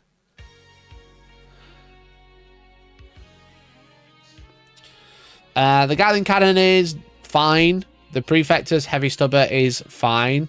I think this is a guard combat unit. You remember I said when guard didn't have any? They found one. This is a good combat unit. All I think you do with this is just ram it into things. This is what it is. The execution is done via a Gatling Cannon. It's the only ranged weapon that matches the ability's range of 24 inches. Yeah. Well, it could be like the Prefectus Precision Heavy Stubber. Bang in the head. But yeah, the Gatling Cannon probably. Guard's best combat unit is a tank. Yeah. Yeah. It's a really good one. Like I said, it's a bunch of mortal wounds on the charge, and that's all you need to do. You know? You roll 8 dice and hope you roll 6 5-ups. And then you do the equivalent prow and hope you roll a 6 and then another 5. That's 12 mortals on the charge. That wipes like a lot of units in the game. It wipes the intercessor squad. It like does a real chunk to a knight.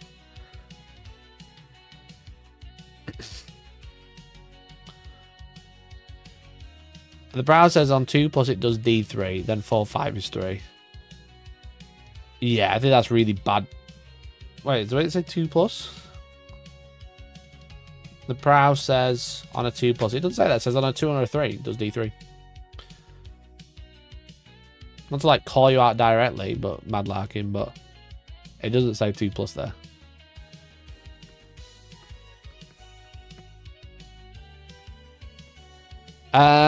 I love this model. I love this. The model is ridiculous. It has silly rules. It's going to cost 150 points. Yeah, 100%. This is going to be the cheapest unit out of the lot. We need Homer Simpson head STLs for Mr. Plow to lead the guard. So yes, I think this is the guard's best combat unit. This with can you carry stuff? No. Put Yarrick in the other truck. All right. Put Yarrick in another truck. You've got 2 fairly good combat units for Imperial Guard for once. One of them much better than the other. I'll let you be the judge of that. Now, you got Commissar Graves on foot as well. She's got the same power sword and Manus Mortis. This one unit tells us shoot and declare charge, which it fell back, which is obviously pretty good.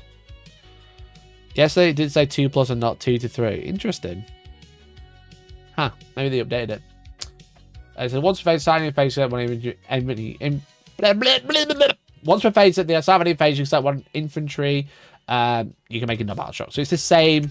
It kills the unit, but it's only within 12 because they don't have the Gatling cannon, so they're doing it with the bolt pistol. So yeah, fairly decent. You can lead shock troops, jungle fighters, command squad, Krieg, Kassakin, Krieg combat engineers, and 10 best scions.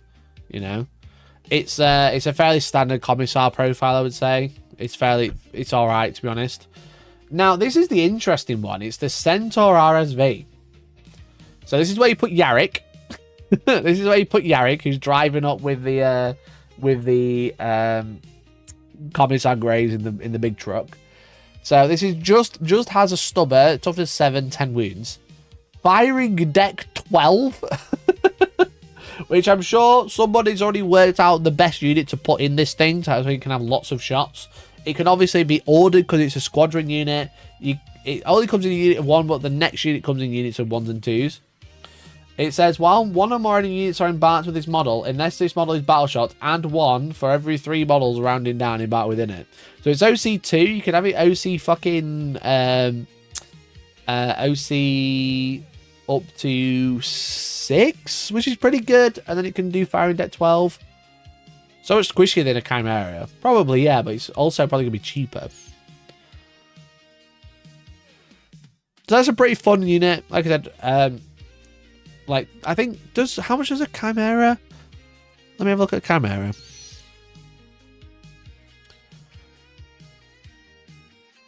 So Chimera can carry 12 as well. It's only OC2. Does have more weapons, granted. And then its ability is when you get out, you can issue an order. Or you can issue an order from the tank.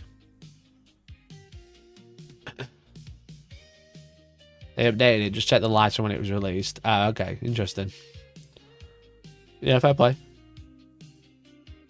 Yeah, it's going to pile 2 heavy weapons teams and it fires 6 las cannons out of it. The las cannons don't count as artillery. That's pretty funny. The Chimera doesn't have firing deck. Huh. I always thought the Chimera did.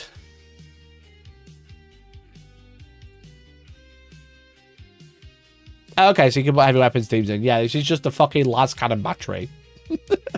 With Yarick!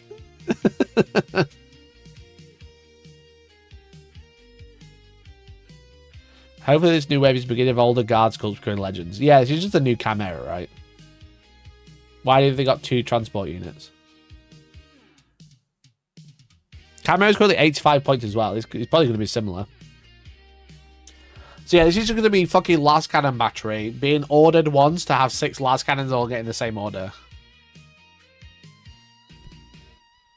That's firing deck 2. Oh yeah, just 2. That's rubbish. Why is that as firing deck 2 and this has firing deck 12? You know what I mean?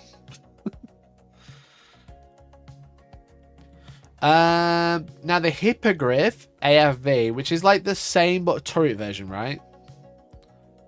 This is up to 2. Vigilator cannon, 1 heavy stubber, 1 armored hull. Any number of rolls convicts, Vigilator cannon replaced with the Gatling cannon, melter cannon, or heavy las cannon. And you can take a metal gun. So the Gatling cannon is the same one as Commissar Graves. You have a melter cannon. 18-inch strength 9 -4 d6 with melter 2. Assault as well. And then heavy las cannon. What makes it heavy? It's the same as a normal las cannon. Assault. Why is a heavy las cannon an assault? Chat, teach me. Teach me the meanings of a heavy las cannon having the assault keyword. So it says, EO sheet phase, after each unit is shot, you can make a normal move up to D6. If it does, it can't declare charge. Cool, we got move, shoot, move on vehicles now. They got move, shoot, move on fucking vehicles. Fuck off. Just gonna tow my little tire out and then I'm gonna bring it back. I'm gonna tow my little tire out and then bring it back. Roll a 2, I can do a fucking 360 pivot. Do you think pivot's gonna be in 11th edition, chat?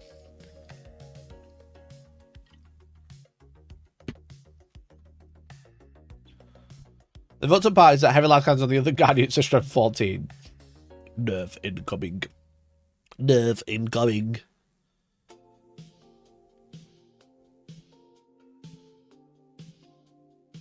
Yeah, do you think Pivot's going to stay in 11th edition? People hate Pivot. I think it's so good. It's so broken. Yeah, I'm just going to move my knight and I'm going to spin and get an extra 4 inches of movement out of it. Sure, why not? Sure thing. No part of the model can go over this distance unless you pivot. So it's movement 12, toughness 8, 7 wounds. It's pretty weak, to be fair. They both... Oh, it's just 10 wounds. What the fuck? Why does the why does the carrier have less wounds? More wounds, sorry. Oh, it's a lot smaller, that's why. It's like different unit. I thought it was the same unit. Sorry. Sorry, I thought it was the same unit. It's not. Yeah, the half-track transport, and this is different.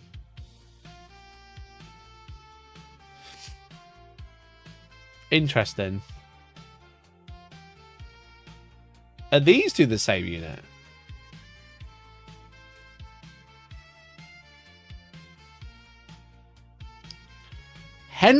The real Henry Cavill's in chat. Oh my god. Guys, the real Henry Cavill is in chat. Oh my god. Ah! Answer this, actually Henry Cavill 001. Did you touch that child? Same kit. Yeah, it looks like it, right? Surely. Or is it going to be like a separate kit but an extra sprue? You know what I mean?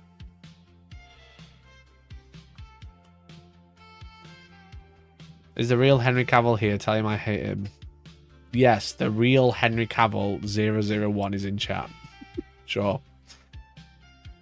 Did you touch that child on set? Tell me now.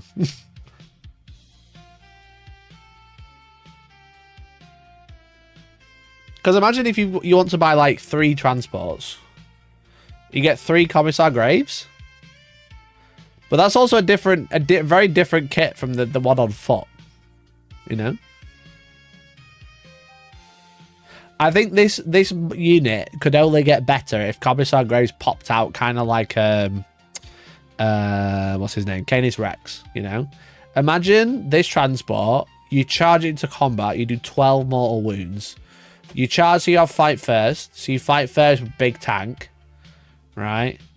And then it's 11th edition, so now your opponent fights, and they fight it again. They finally kill it, and then the fucking Commissar pops out. That'd be so sick.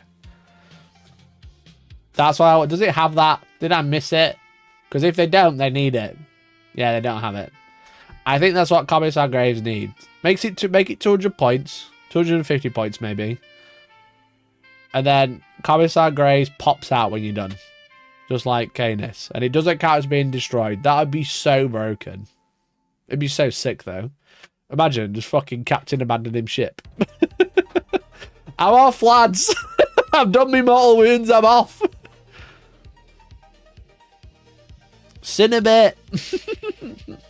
Let them have it. Hey, it's a different model. So I wonder if they're going to be separate, completely separate kits as well.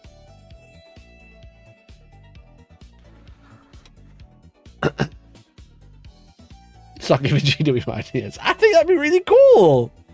That'd be really cool. Do you know what I love? I love drawing Bring It Down, then killing Canis Rex and Hector standing behind a wall so I can't kill him, so I don't get it. I love that.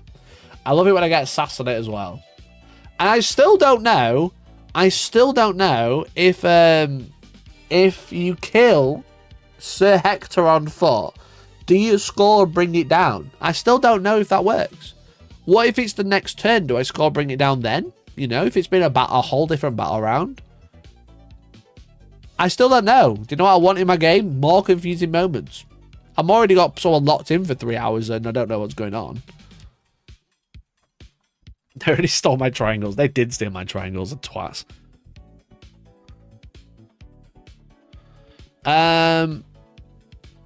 So yeah, so the Imperial Guard looks good. I forgot I have a Rogal Dawn. I might want to paint. I kind of want to paint some Guard. I'm in that. I think I'm getting into that pre-edition hype where I just want to paint so much. I'm like, what if I built every single Space Marine model and painted them all for a video? Wouldn't that be really cool? And then I just remember that no one would care. I wish they did, but I'll just remember that no one will care. But I'm just like, what if I paint every single Space Marine? You know? What if I finally build those 2 Land Raiders and watch them get sent to Legends?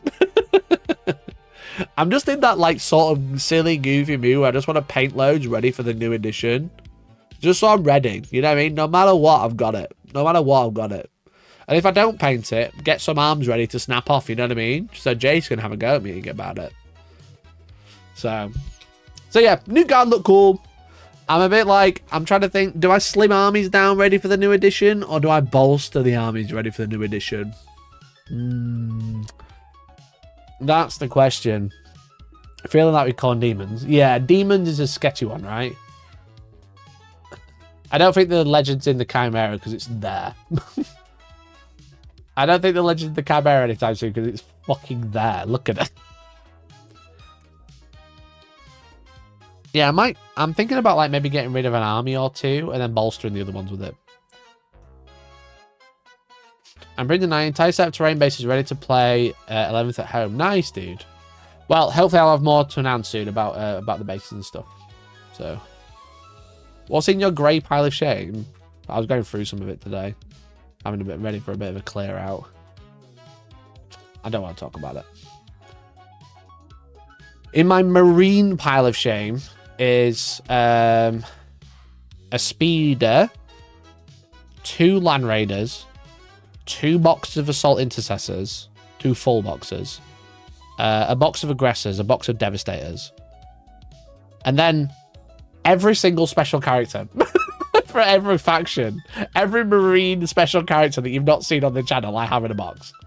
Oh, and then there's the Space Wolves. Yeah, that's actually in here. I didn't look at that earlier. 24 Thunder Wolves, loads of other shit. I'm gonna time Eldar Army my garage only on sprue. Yeah. Yeah, I think I'm gonna slim down, because with 11th edition I'm gonna bring battle reports back as well. Obviously we had a good run and then I went away and then I've not really brought them back, so I'm gonna just kind of wait out for 11th edition now. And I kind of want to be like, I don't want to have 9,000 different armies where I don't know the rules for all of them but one. I want to be able to like have 3 armies that I play a lot that I know the rules of really well. So I think it'd probably be like my Marines, obviously, Knights, Thousand Sons, Custodes, Necrons, and Death Guard. And probably Emperor's Children. Probably like the 3 Chaos factions. Did I say a Xenos one then? Necrons, that was it. Yeah, I think because I've got like so many armies, I get, because like basically, I was like playing a game last night. It was Comp Club last night. Every Thursday at Outpost I run Comp Club, okay? Competitive court tournament club, where people play competitive games every week. And I got paired with my opponent, and he said to me he's not played too much. He's been playing for a few months, and I'd obviously got my Marines ready to play, and I was like, I can't really play my Marines into someone who's not been playing for super long. I think that'd be really brutal. So I was like, I'll go and get another army, and then I was like, fuck, I don't know what other army to use, because I've not played any in months. I've been playing Marines and just Knights. And I was like, I don't know what to play. Because I don't play the other armies enough, because I feel I've got so many and I feel like overwhelmed. I've not played Tyranids in 10th edition. I've not played Genestealer Cult, I don't think, in 10th edition. I've not played drukhari in 10th edition. I've not played Eldar in 10th edition. And I've just got all these fucking armies just sat there. And I'm like, fuck, I've just not played them. I wouldn't, if someone handed me an Eldar army, I wouldn't know what to do with it, you know? I wouldn't know what's good, I wouldn't know what's bad. I wouldn't know how to put an army together. I wouldn't know what crucial units I need. So then I was like, I was like, I've got my Death Guard. I know how they would play. But quite a lot of people at Comp Club play Death Guard, so I think that'd be boring. I could play Thousand Sons, but I've not played them in a while. I haven't read the updates for ages. I've not played them since they were like extremely broken. And then I was like, I could play Grey Knights, but then I was like, I'm just going to play Knights because they're easy. You know, and it turns out my opponent was playing Knights as well, so it's like a jousting match, which is quite fun. So I had a good time, but I was like, it kind of dawned on me. I was like, I'm definitely jack of all trades of some armies, and then I'm absolutely fucked with the other ones. So I'm thinking of like trimming down a couple of armies, maybe. Maybe I give them away on the channel, or maybe I like do like, you know, like a public eBay auction or something like that. Something that is like, you can own one of my old armies, you know. But yeah, I think I'm gonna like clear off some of the Xenos ones, because it'd be nice to have the space. I'd be able to get rid of all the stuff on sprue that I've been hoarding, because I've been like, oh, I'll get round to them eventually, and I'm like, fucking, you know, just piles of models everywhere. So, but then I'm also like, oh, but might want to play them. But then I'm like, do I play them because I want to play them, or do I play these armies for the channel? And yeah, it's like maybe it's time for a clear out. But is selling an army right before a new edition a good idea or a bad idea? You know, if I go, I'm selling my Tyranids or whatever, someone goes, yeah, sick, I'll buy them. Don't know what they're gonna do in next edition. I'm gonna pay you like 0 money for it. Just slam 30 Terminator Wizards and have a good time with T-Sons. Yeah, I feel like if I clear off a few armies, I can also expand the other ones, you know? And because like my Marines, I can pretty much do whatever I want with it. There's like a couple of units that I don't have. Like I don't actually have any Land Raiders, ironically. But like, I can't do that. With my Marines, I can just go, I'll just paint 2 Land Raiders in a weekend or whatever. With my other armies, it's like, I've got to paint half an army to keep it up to date. bad idea I do it with my death guy going into 10th. Yeah, maybe I'll just wait until 11th edition and then just do a big thing when it's all, when the hype's, you know, when the hype's big. It'll like clear out a couple of armies. I might bin off the Eldar and the Drukhari. That's all I need to Outpost and pre-order the Trench Crusade box game. Nice. I can always trade it in. Yeah, I can always, if I didn't want to sell it, I can't be bothered. I can always sell it to Reload. Using the Outpost Reload link, you can quote Hellstorm when you do a trade-in, and they'll give you an extra percentage on all the stuff, and then I get a kickback as well. So maybe I'd like trade it all in. That would definitely get rid of it very quickly, because I could just give it to Carl, and then that is it. Carl gives me money, I give him a bunch of models. It would obviously be less than if I was selling it, but I could also just hand it to him and then call it a day. You know, I go bang and he gives me a wad of cash. Sound. So yeah, I think I might just like slim down on the amount of armies, especially for like Age of Sigmar as well, because I only really play Death and Orcs, and then I have like 7 armies, and I don't play Age of Sigmar that much either. So, and then because I've got those armies, I've got stuff for those armies that I need to paint. I'm like, I'm never going to paint this, am I? With how late Votan came out, if I just spent the remainder of the edition preparing for 11th edition. Yeah. I like Votan, but I don't have enough of an army to do anything with it, you know? I don't have enough of an army, but I have Votan knocking about. So, yeah, wild. Don't know, chat. Don't know. Yeah, I might just like eBay them. Maybe I do a video of like fixing up and sorting out all my old armies and then selling them one at a time. Put them on eBay or whatever, you know? Like the Votan aren't based very well, so maybe I like do the bases nice and then get rid. Because I was also thinking, I was like, do I need a Votan army when I have Starcraft? Because tell me, is this or this not just a fucking Votan? You know what I mean? This is 100% a fucking Hearthguard.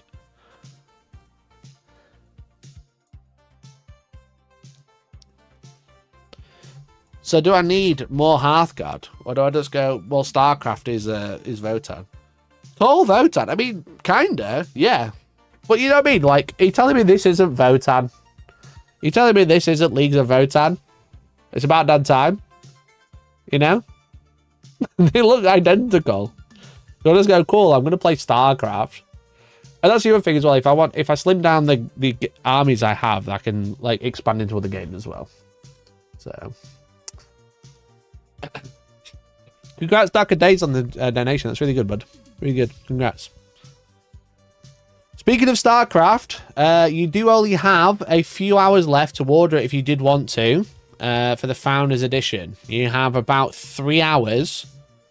You have about 3 hours until the Founders Edition sale goes off. So as I've said, talk about pre-order. All this stuff that's on pre-order that's Founders Edition, these 2 boxes especially, which is the cheapest way to buy StarCraft, and it will always be the cheapest way to buy StarCraft. It's going off sale in 3 hours. If you use my link, you support the channel, you tell Archon Studios that I convince you to buy it, which is going to be great for me when I ask for more stuff and some more work. But it is insanely cheap. You can buy everything separately. Don't get me wrong, it's not like a complete FOMO, but it's the cheapest way to buy it. Bearing in mind, this tabletop, this 2-player starter set for the Zergs and the Terrans, it's £149, and the stuff inside, the terrain, all of the miniatures. Now, I will just want to clarify, is like when I say all of the miniatures, I mean if you wanted to buy it all separately, you do get a few more minis than in the box. For example, you get 4 Marauders, not 2. It's £149, retail at £286 just for what's in this box. So 149.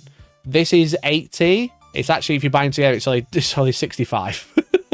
You know, I'm probably going to pick up the Protoss box after this stream, to be honest, because I really want the Protoss as well. I think they look really cool. But yeah, it's like, honestly, like, obviously it's like a pre-order. You're gonna have to wait for it. People at Salute have already bought it, but it is cheaper to pre-order. You know, they took some to Salute, they took some to Adepticon. I think they took 500 copies to Adepticon, but they sold it at the full retail, so 170 there, where it's 149 if you pre-order it. So everything's going to be available separately. You don't have to buy it now. If you don't want to do the FOMO and stuff, that's fine, obviously. But it's the cheapest way to buy it, definitely. So you get like everything separately. You can buy separately, that's fine. But you save a lot of money. So if you were on the fence about it and you were like, should I buy it now? Then great. Grab it now. That's the best time to do it. But like later on, it's just going to be more expensive getting to. I thought you might have done a Starcraft battle report tonight. Yeah, I would have, mate, but they fucking sent it so late. I would have done a battle report tonight. That's what I was kind of hoping to do.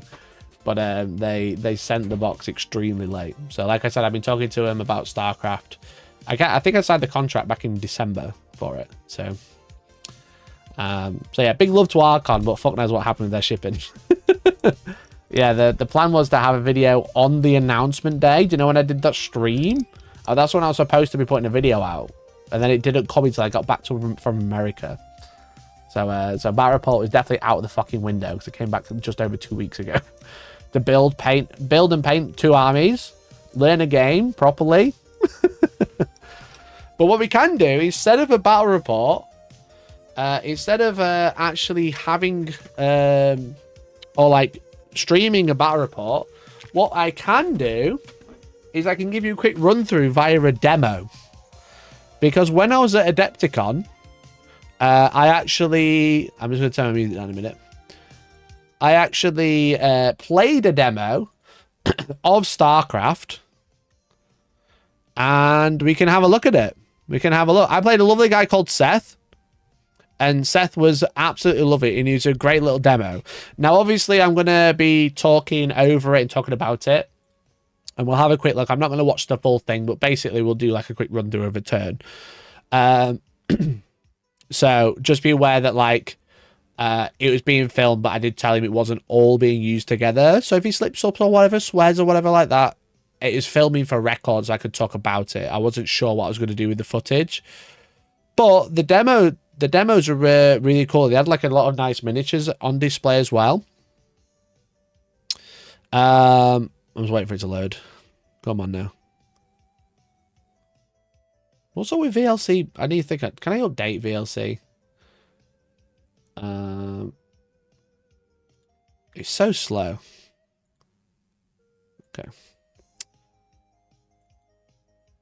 So yeah, so these are the minis that they had for the demo, which look really cool. I probably should use these for reference when I was painting. And they had like the Stalkers. So these are the Protoss unit that doesn't come in the starter box. These are the Marauders. You've got the Medics. And then I think I was watching someone have a game as well. So this is just using the stuff that's in the starter box, basically. Is this the one? I know, this is me watching someone else have a game. And then I waited around for a little bit. Then I got a game.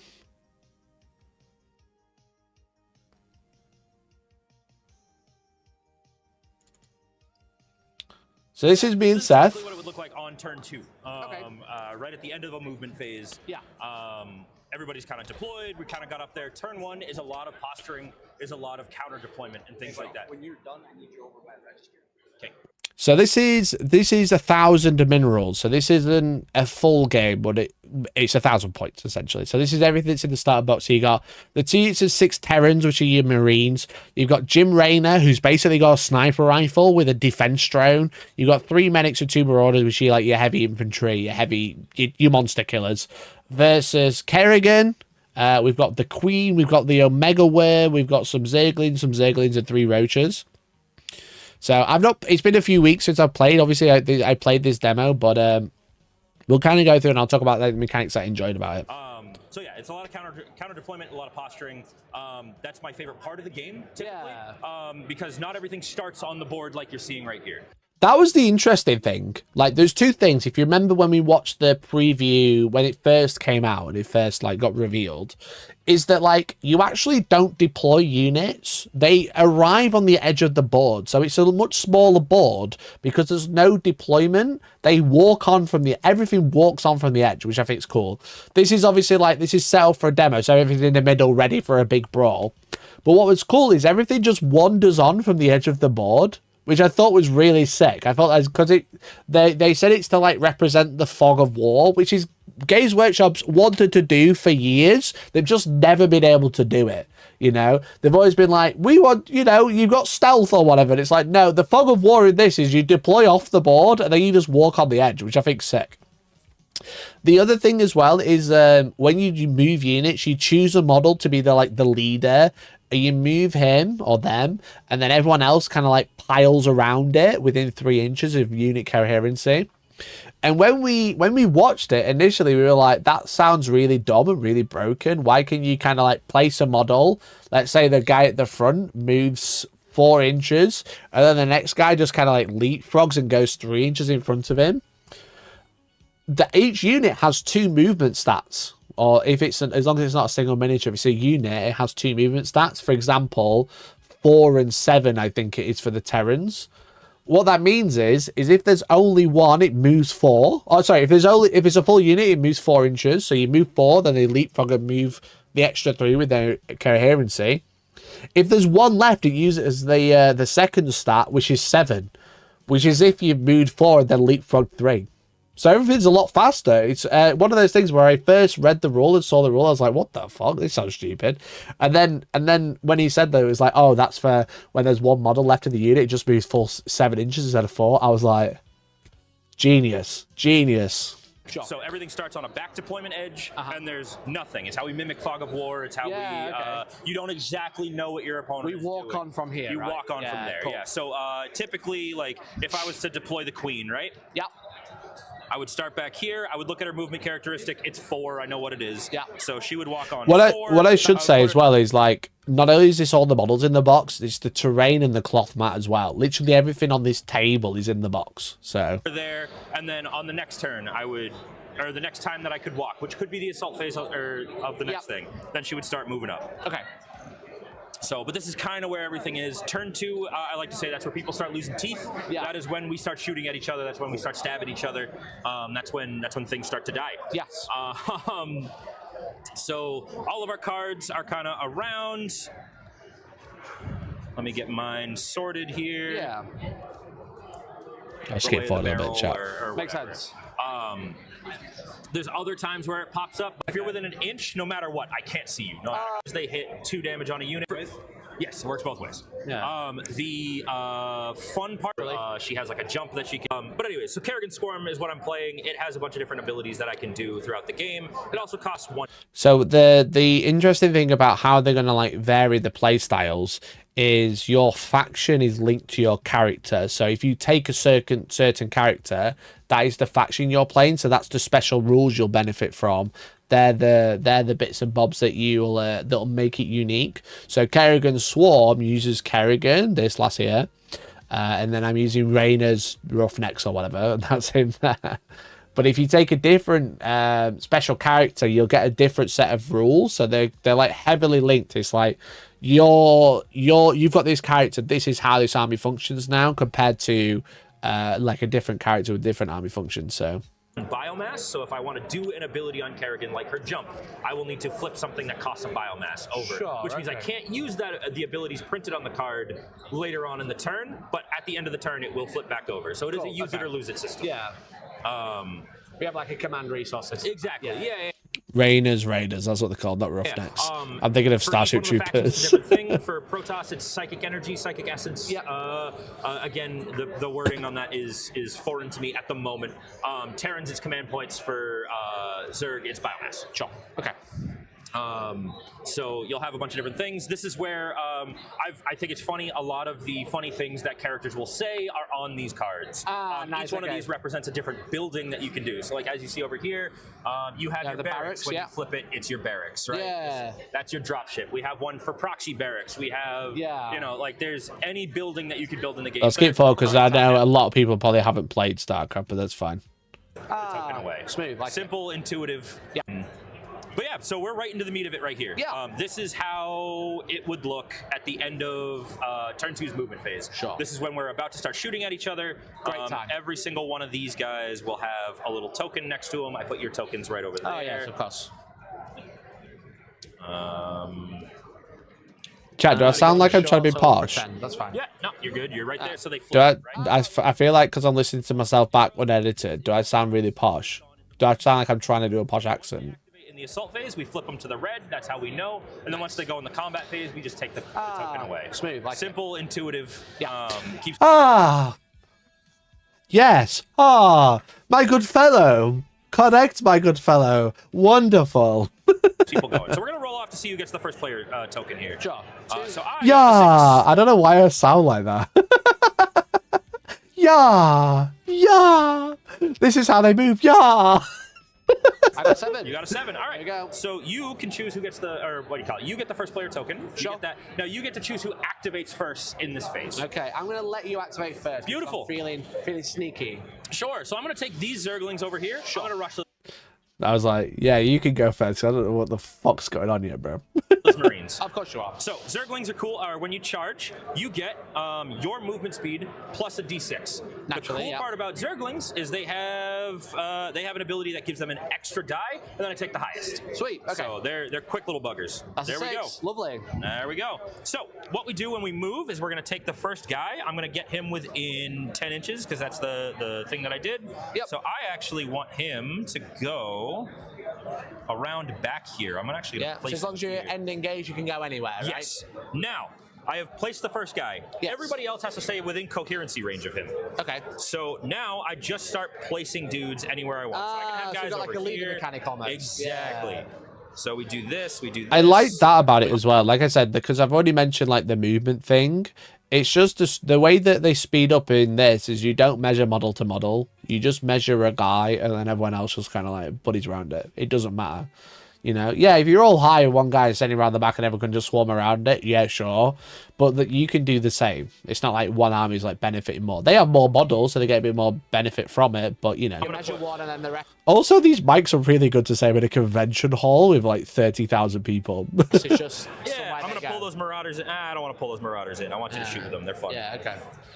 The one that you can't do is pull other units in, because it's something I asked and he went and checked for me.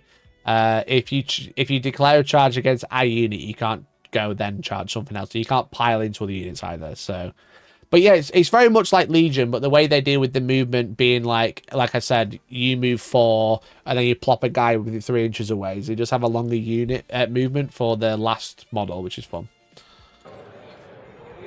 So all my little dudes.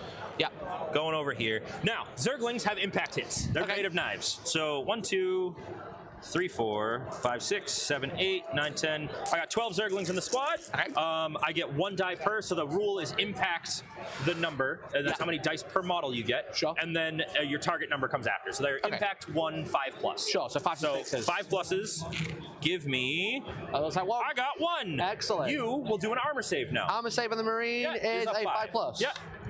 Fails. 1. Cool. Okay. So I did 1 damage to them, so they're 2 health each. You're going to do Sweet. that. Nice. Beautiful. So that's them. They've activated. Now I'm going to hand it back over to you. You get to pick a unit. Would you like to shoot, move, charge? Why don't we shoot the big guys Sure. into After these? them. There Perfect. we go. Cool. Good choice. Good choice. So we have the Marauders are cool. Sure. Okay. Yeah. So we're going to look at their, I think it's the CK launcher, or the Quad K12. Quad K12, yeah. Yeah. So Yeah, you can kind of see there like 4 and 7 for the movement there. I don't know if you can see that. I can, but obviously I don't know what you guys are watching on. But you can see 4 and 7. That's the movement style, like I've already mentioned. each guy gets 3 dice because it's your rate of attack over there. Yep. 12 inches. Looks like they're in range. They should be 3. Oh, it's 3 die per dude. Yeah, so can I have 3 more, please? No, there's 2 guys. Oh, yeah, idiot. Yeah. So, look but- at Jim thinking he's one there as well. Yeah, he's Chat trying to cheat. close enough, right? This is why I should edit this footage. Trying to cheat. I'm like 3 each. Give me fucking 12 dice, bro. He's got 2 arms. Give me 12 fucking dice. 6 each. Yeah. Honorary Marauder. Now, the next part that we're going to look at is, do you get a surge die with this? S says die, so at yeah, D3. But it says surge die, or surge type type armored. armored, yeah. Now I would go over, I would check my unit over here, roaches. They are an armored unit. Nice. So you're going to take the different colored die, that blue one, There it and add is. it into the pool. Yeah. I'll explain it as it goes. Sure, So now okay. you're just going to roll everything. But that surge die is a D3. Okay, so hit on the 3 plus. Yep. So it looks like we've hit twice. So we roll. Sorry, and I can't see the dice chat. The fucking camera is like right on the edge of the table. There's nowhere else to put it. Sure. On the so dice. this is funny, right? So that's a 3. We're going to take these hits over here. We're going to do that. Any of the stuff that was left over, I would do as armor saves. Because you're shooting the correct target. So I learned what basically the surge dice does. Okay, so if you shoot the correct target, so there's like attacks and then surge. Basically, surge, if you shoot the right target, like he said, it's a D3 in this case. The D3 is the number of hits that go through that ignore damage, ignore saves, basically.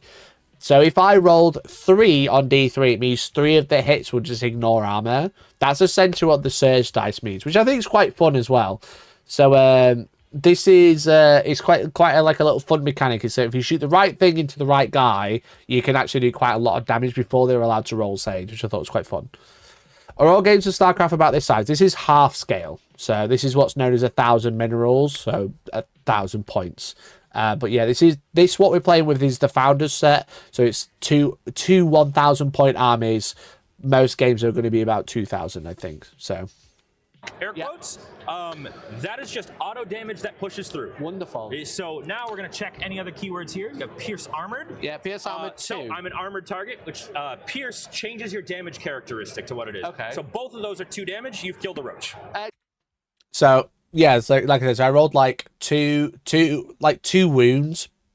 My surge, I rolled 2 on D3. So these 2 went through with no saves, and then because of the weapon, because I'm shooting a pierce 2, they become 2 damage. So it's like 2-4. So it's very simple. It's kind of like 40k, you know, like, oh, because I'm shooting the right target, I get +1 damage. The surge is just like, because you're shooting the right target and there's a surge dice for it, then D3 of those attacks are mortal wounds, which is pretty fun. Excellent. There we go. There we go. Cool. And then I'll put those over. Yeah. I'm going to go with my queen over here. But like I said, it's alternate activations per phase as well. So we kind of like, we're doing the main phase, which is like move, shoot, or charge. But then the scale of models is so wild. Like the big models are actually relatively small, and like we always talk about 40k doing alternate activations, but I think this scale works really well for it. I think she's going to try to charge. Now she's on creep. I have a card over here. I have malignant creep. So I just want to clarify, I have no fucking idea what on creep means. I didn't understand what it meant. It's one of the faction abilities. But Seth's lovely. We love Seth. Doing a great job in the demo. I don't fucking know what it means. I still don't know yet. I don't have the speed one this time. Anyways, so she's better at fighting while she's on this creep. Okay. Cool part about Zerg, creep is a core mechanic for them. Sure. It's 6 inches off of these little nodes. If you get within an inch of them, you just stomp them out. Oh, nice. Right? Okay. But the Zerg player, if they can keep that going and keep the creep spreading, your army gets stronger and stronger as the thing goes. Turns out he explained that. I didn't fucking listen. So I'm going to try to charge her into those Marines. I don't know if I'm going to make it. I am not. I'm going to fail that charge. Move 4, right? I move 4. 4, 5, 6, 7. Nope. No, well, she failed. Okay. She flips over. Back to you, man. Worth a go. Okay. So Marines famously just love shooting. Why don't we just keep shooting? Oh, why don't we go over here and do this? Sure. Combat, okay. Right? Yeah. So these guys can't target anything unless, or because they're in combat, they can only target the stuff they're in combat with. Okay. Right? I will get my evade save. Yeah. These guys love mulching light targets. Oh, cool. Okay, cool. So they have 2 shots each. Yep. There are 6 of them. So 2, 4, 6. Can I have another few dice? Yeah. How many do you need? Yeah, another 6, please. 6. Finally got those extra dice I was asking for. Finally, Jack. And I believe they have Surge Light. Yeah, so Surge Light, so that presume light infantry. Is, yeah. Okay, and we're hitting on 3s.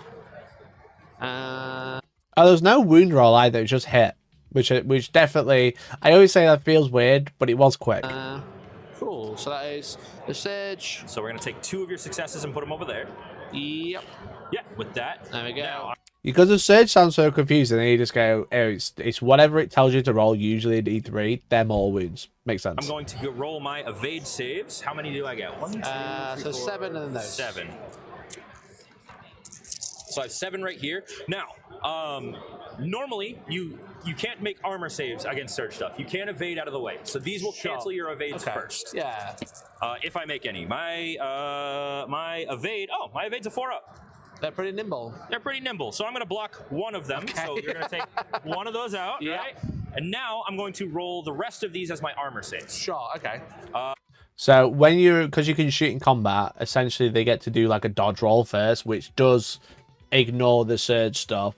But it's like a dodge, then a save, because obviously they're so close, so they're trying to like wrestle you and stuff like that, which I thought was like a cool mechanic as well, rather than just going. It's kind of like how they make combat units quite good, even though you can still shoot in combat, because obviously you're just trying to like gun them down because they're in front of you, but you get, as the defending player, you get to dodge, and then if you don't dodge, that's when you take your save, and that's when surge goes through and stuff. So which are 6s. That didn't work, so I'm going to take 1, 2, 3, 4, 5, 6, 7, 8, 9. You killed 9 zerglings. Excellent. All right, cool.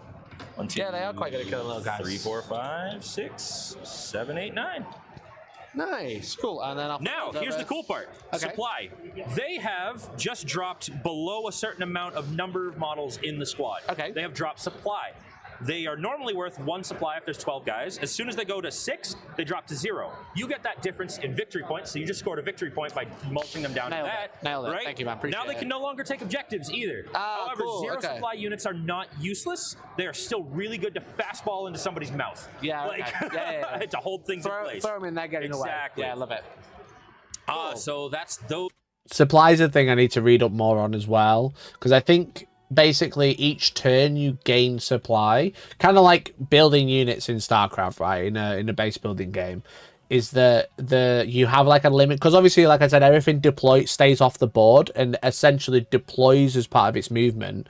I think you spend supply to bring those units on. So if you've got 20 units that all cost 1 supply, but turn 1 you only have 3 supply to spend, you can spend up to 3 and bring 3 units on, for example. But then next turn you'll gain supply. But I think when a unit drops the supply, it essentially refunds that amount.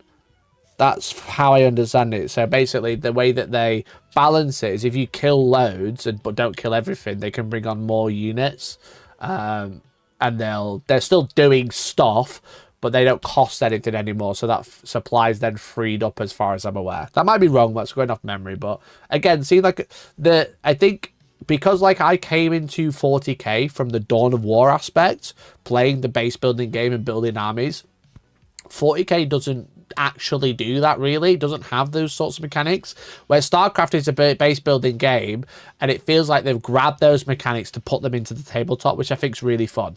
You know, not that they complain about that, but I think they managed it really well, to be honest. Those Marines, yeah. I'm going to do these roaches. Sounds good. They are going to rush those Marines. Why did I roll 2? Sorry, hang on. Okay. There we go. So roll another 3. That's fine.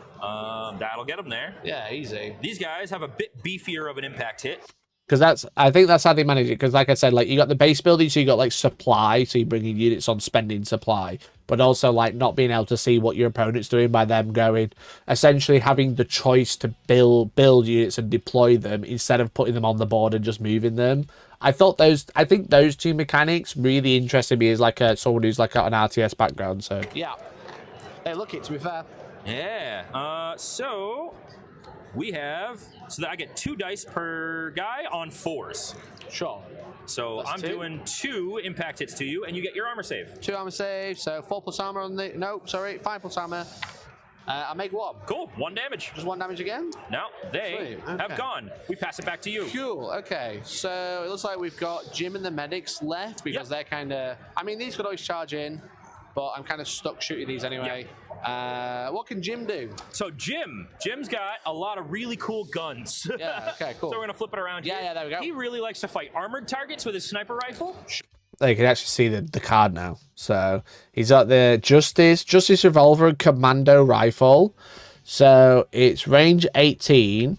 3 attacks, hits on 3s. Surge type armored. So if you've got armor, you'll get the D3 surge dice. So the 3 of your dice will go straight through the armor. And then bulky pierce and armored 3. So if you shoot fucking an armored target, D3 of your shots ignore saves, and then they're 3 damage each, and it's 3 shots. He's also got a really nice sidearm. If something's close enough. Revolver. Yeah. Nice. Okay. Can I shoot enemies if they're engaged with friends? You cannot. No. Okay, cool. There's special keywords that break that rule, but as a general rule, no, you cannot. Makes sense. Okay. Commando rifle is 18 inches. Yeah. Can we take a pop at the queen? Looks like we can. Oh, absolutely. Yeah, let's do that then. She is an armored target too. Oh, look at that. So 3 shots for the rate of fire, and then surge D3 against armored. And we're hitting on 3s. Cool. So it looks like we've got 3 hits. Yep. Yeah. So you did that. That pushes right through. I can't do anything about it. So it is what? Pierce armor 3. She has taken 6. So just for reference, I hit with them all and then rolled a 6 on the surge dice. So all 3 of them essentially ignored saves, and then they all became 3 damage. So I just went, oh, you know what I'll do? Jim will shoot the queen, and I'll just pop 9 damage on her. Fuck you. And she has got 14 wounds, but to just stand there and just go, bang, 9 damage. What did feel pretty sick, even if it was just rolling basically 1, 5, and 3 3-ups on 4 dice. Excellent. There we go. Okay. So how is the surge interacting with these 2 dice, for example? Because so it's changing. So if this is successful, it changes these to 3 damage. Yeah. So your pierce value is changing your damage value, right? So normally it's damage 1. Yeah. Okay. Pierce armored 3. This is me at a convention talking to someone I don't know in a convent where I've never been to, barely understanding what he's saying to try and work it out. But yeah, I think I understand Surge much better now watching it back. Armoreds, that 1 becomes a 3. Yeah. Surge over here is telling you how much auto damage you get to push through. Ah, excellent. Cool. So that lasts. It calls it damage, but it's actually, as far as I understand, it's dice rolls that go through, not damage. Because like I say, if it's Surge D3, and then I rolled a 3, and then all 3 of them went through. So it's like number of dice or attacks that are like going through with Surge, which is fun. 3 damage. Yeah, cool. Okay, that makes sense. Cool. Makes sense. Cool. That's you just tore a chunk out of her. Yeah. How many wounds does she have, or health? She has 9. If that last one went through, she would have died. Yeah. Oh, yeah. Yikes. Okay. Boom, headshot. Oh, Yeah, I didn't do 9. I did 6 damage. Sorry. I want to get Kerrigan in. I want to do some fun stuff with Kerrigan. So I'm going to show off something really neat that she can do. Sure. She's going to move her 7, I believe it is. Yeah, she's speed 7.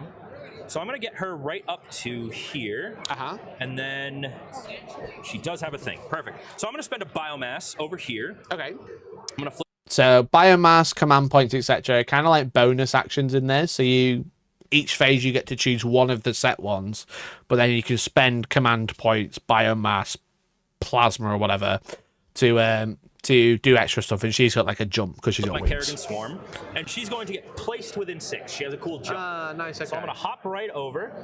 So that's like a be movement. in the back line. Is that like a movement and then like a free action because you're spending biomass? Yeah, no, we can. So she has an ability called Jump, I think it is. I think it's just called Jump.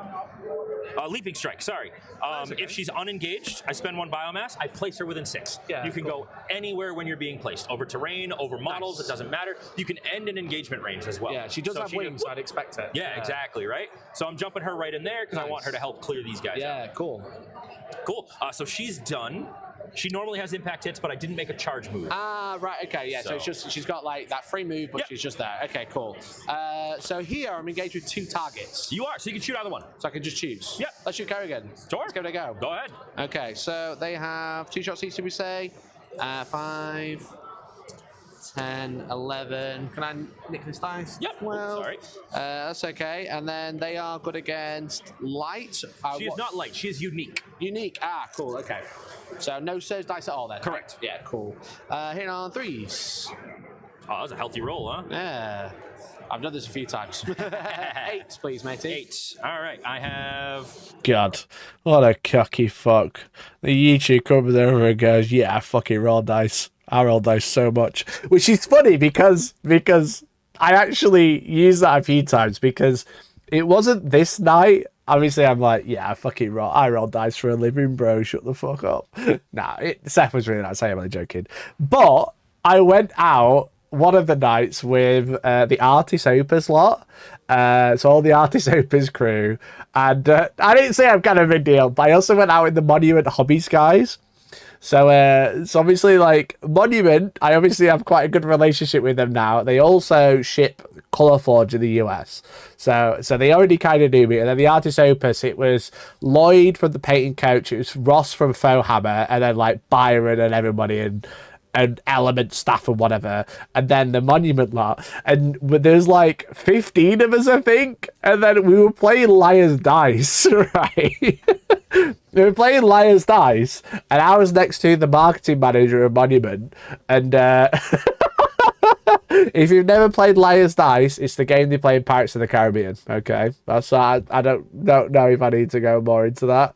It's the game from Pirates of the Caribbean. Anyway, I'm like shaking them, and I'm doing my rolls, I'm doing my call outs, and then the person next to me, she's very funny. But every time I said it, she'd like call me out, and every time she'd get it wrong. So if you don't know Liar's Dice, you start with an amount of dice, 5 or 6 usually, and you all roll your dice at the same time. Okay, you keep them hidden under a cup or your hand or whatever. And then you call out how many dice there are on the table. So let's say there's 3 of you, there's 15 dice in play. You have to go, there are at least 3 threes, for example, you know? And then the next person has to either raise the amount of dice, so they'd have to say there's at least 4 threes or 5 threes or 6 threes, or they have to raise the value of the dice, so they'd have to say there's 3 sixes, you know? Once you go up, you can't go down, and obviously it's kind of like playing bullshit, you know what I mean? It's like that sort of thing. But like when you play the dice, you roll in them, and I jokingly said I do roll dice for after she lost the first one to me and kind of like rolled her eyes at me. It was very funny. I said to her, I was like, I do roll dice for a living, you know what I mean? I professionally roll dice. So we go around the table, I do it again, someone else calls me out, and I get it wrong again. I'm like, bro, I'm literally the professional dice roller, stop calling me a liar. Anyway, funny story how I don't talk to Artist Opus on Monument Hobbies anymore because I did win Liar's Dice. By time, like, there's like I said, there's like 15 of us playing, and I think the last people in were, I want to say, one of the Element staff, 2 guys from Monument, and Byron, the owner of Artist Opus and Element, and me, okay? And between the 4 of them, they had 5 dice, and I had 5, and we'd started with 5.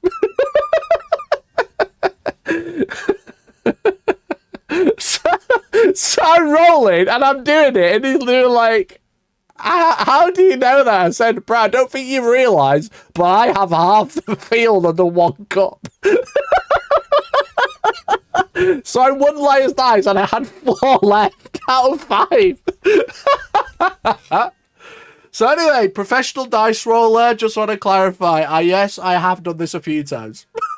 and then they were like, what do you do? And I said, I play 40k all the time. I play 40k like multiple times a week. Of course I can call fucking odds on how many dice is on a table.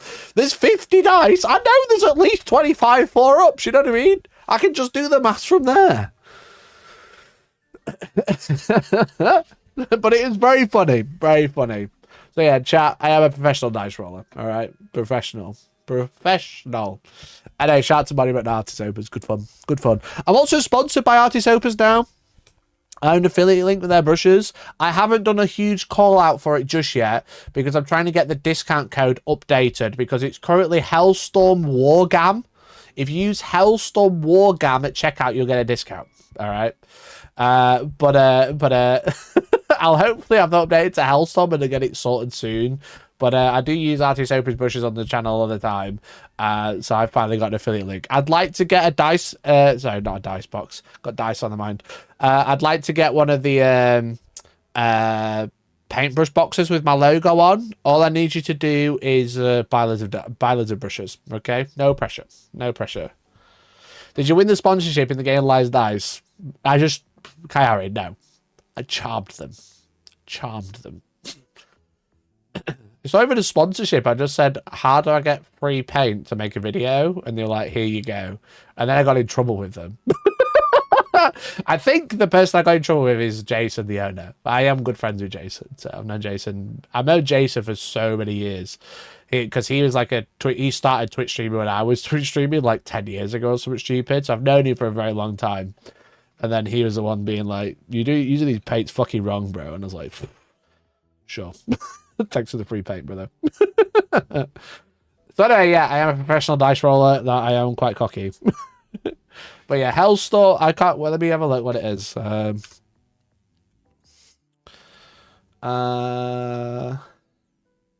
Use Hellstormwargaming.